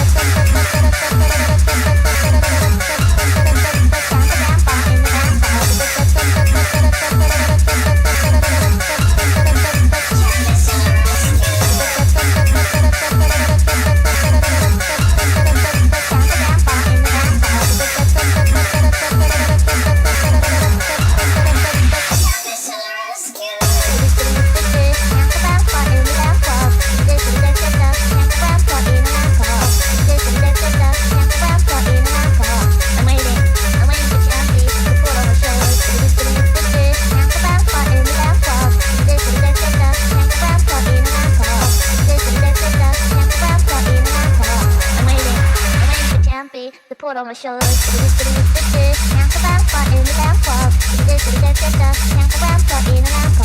I'm waiting for Champy to put on my shoulders, sitting here and I'm ready to go. Oh, you don't like my obnoxious slurping? Oh.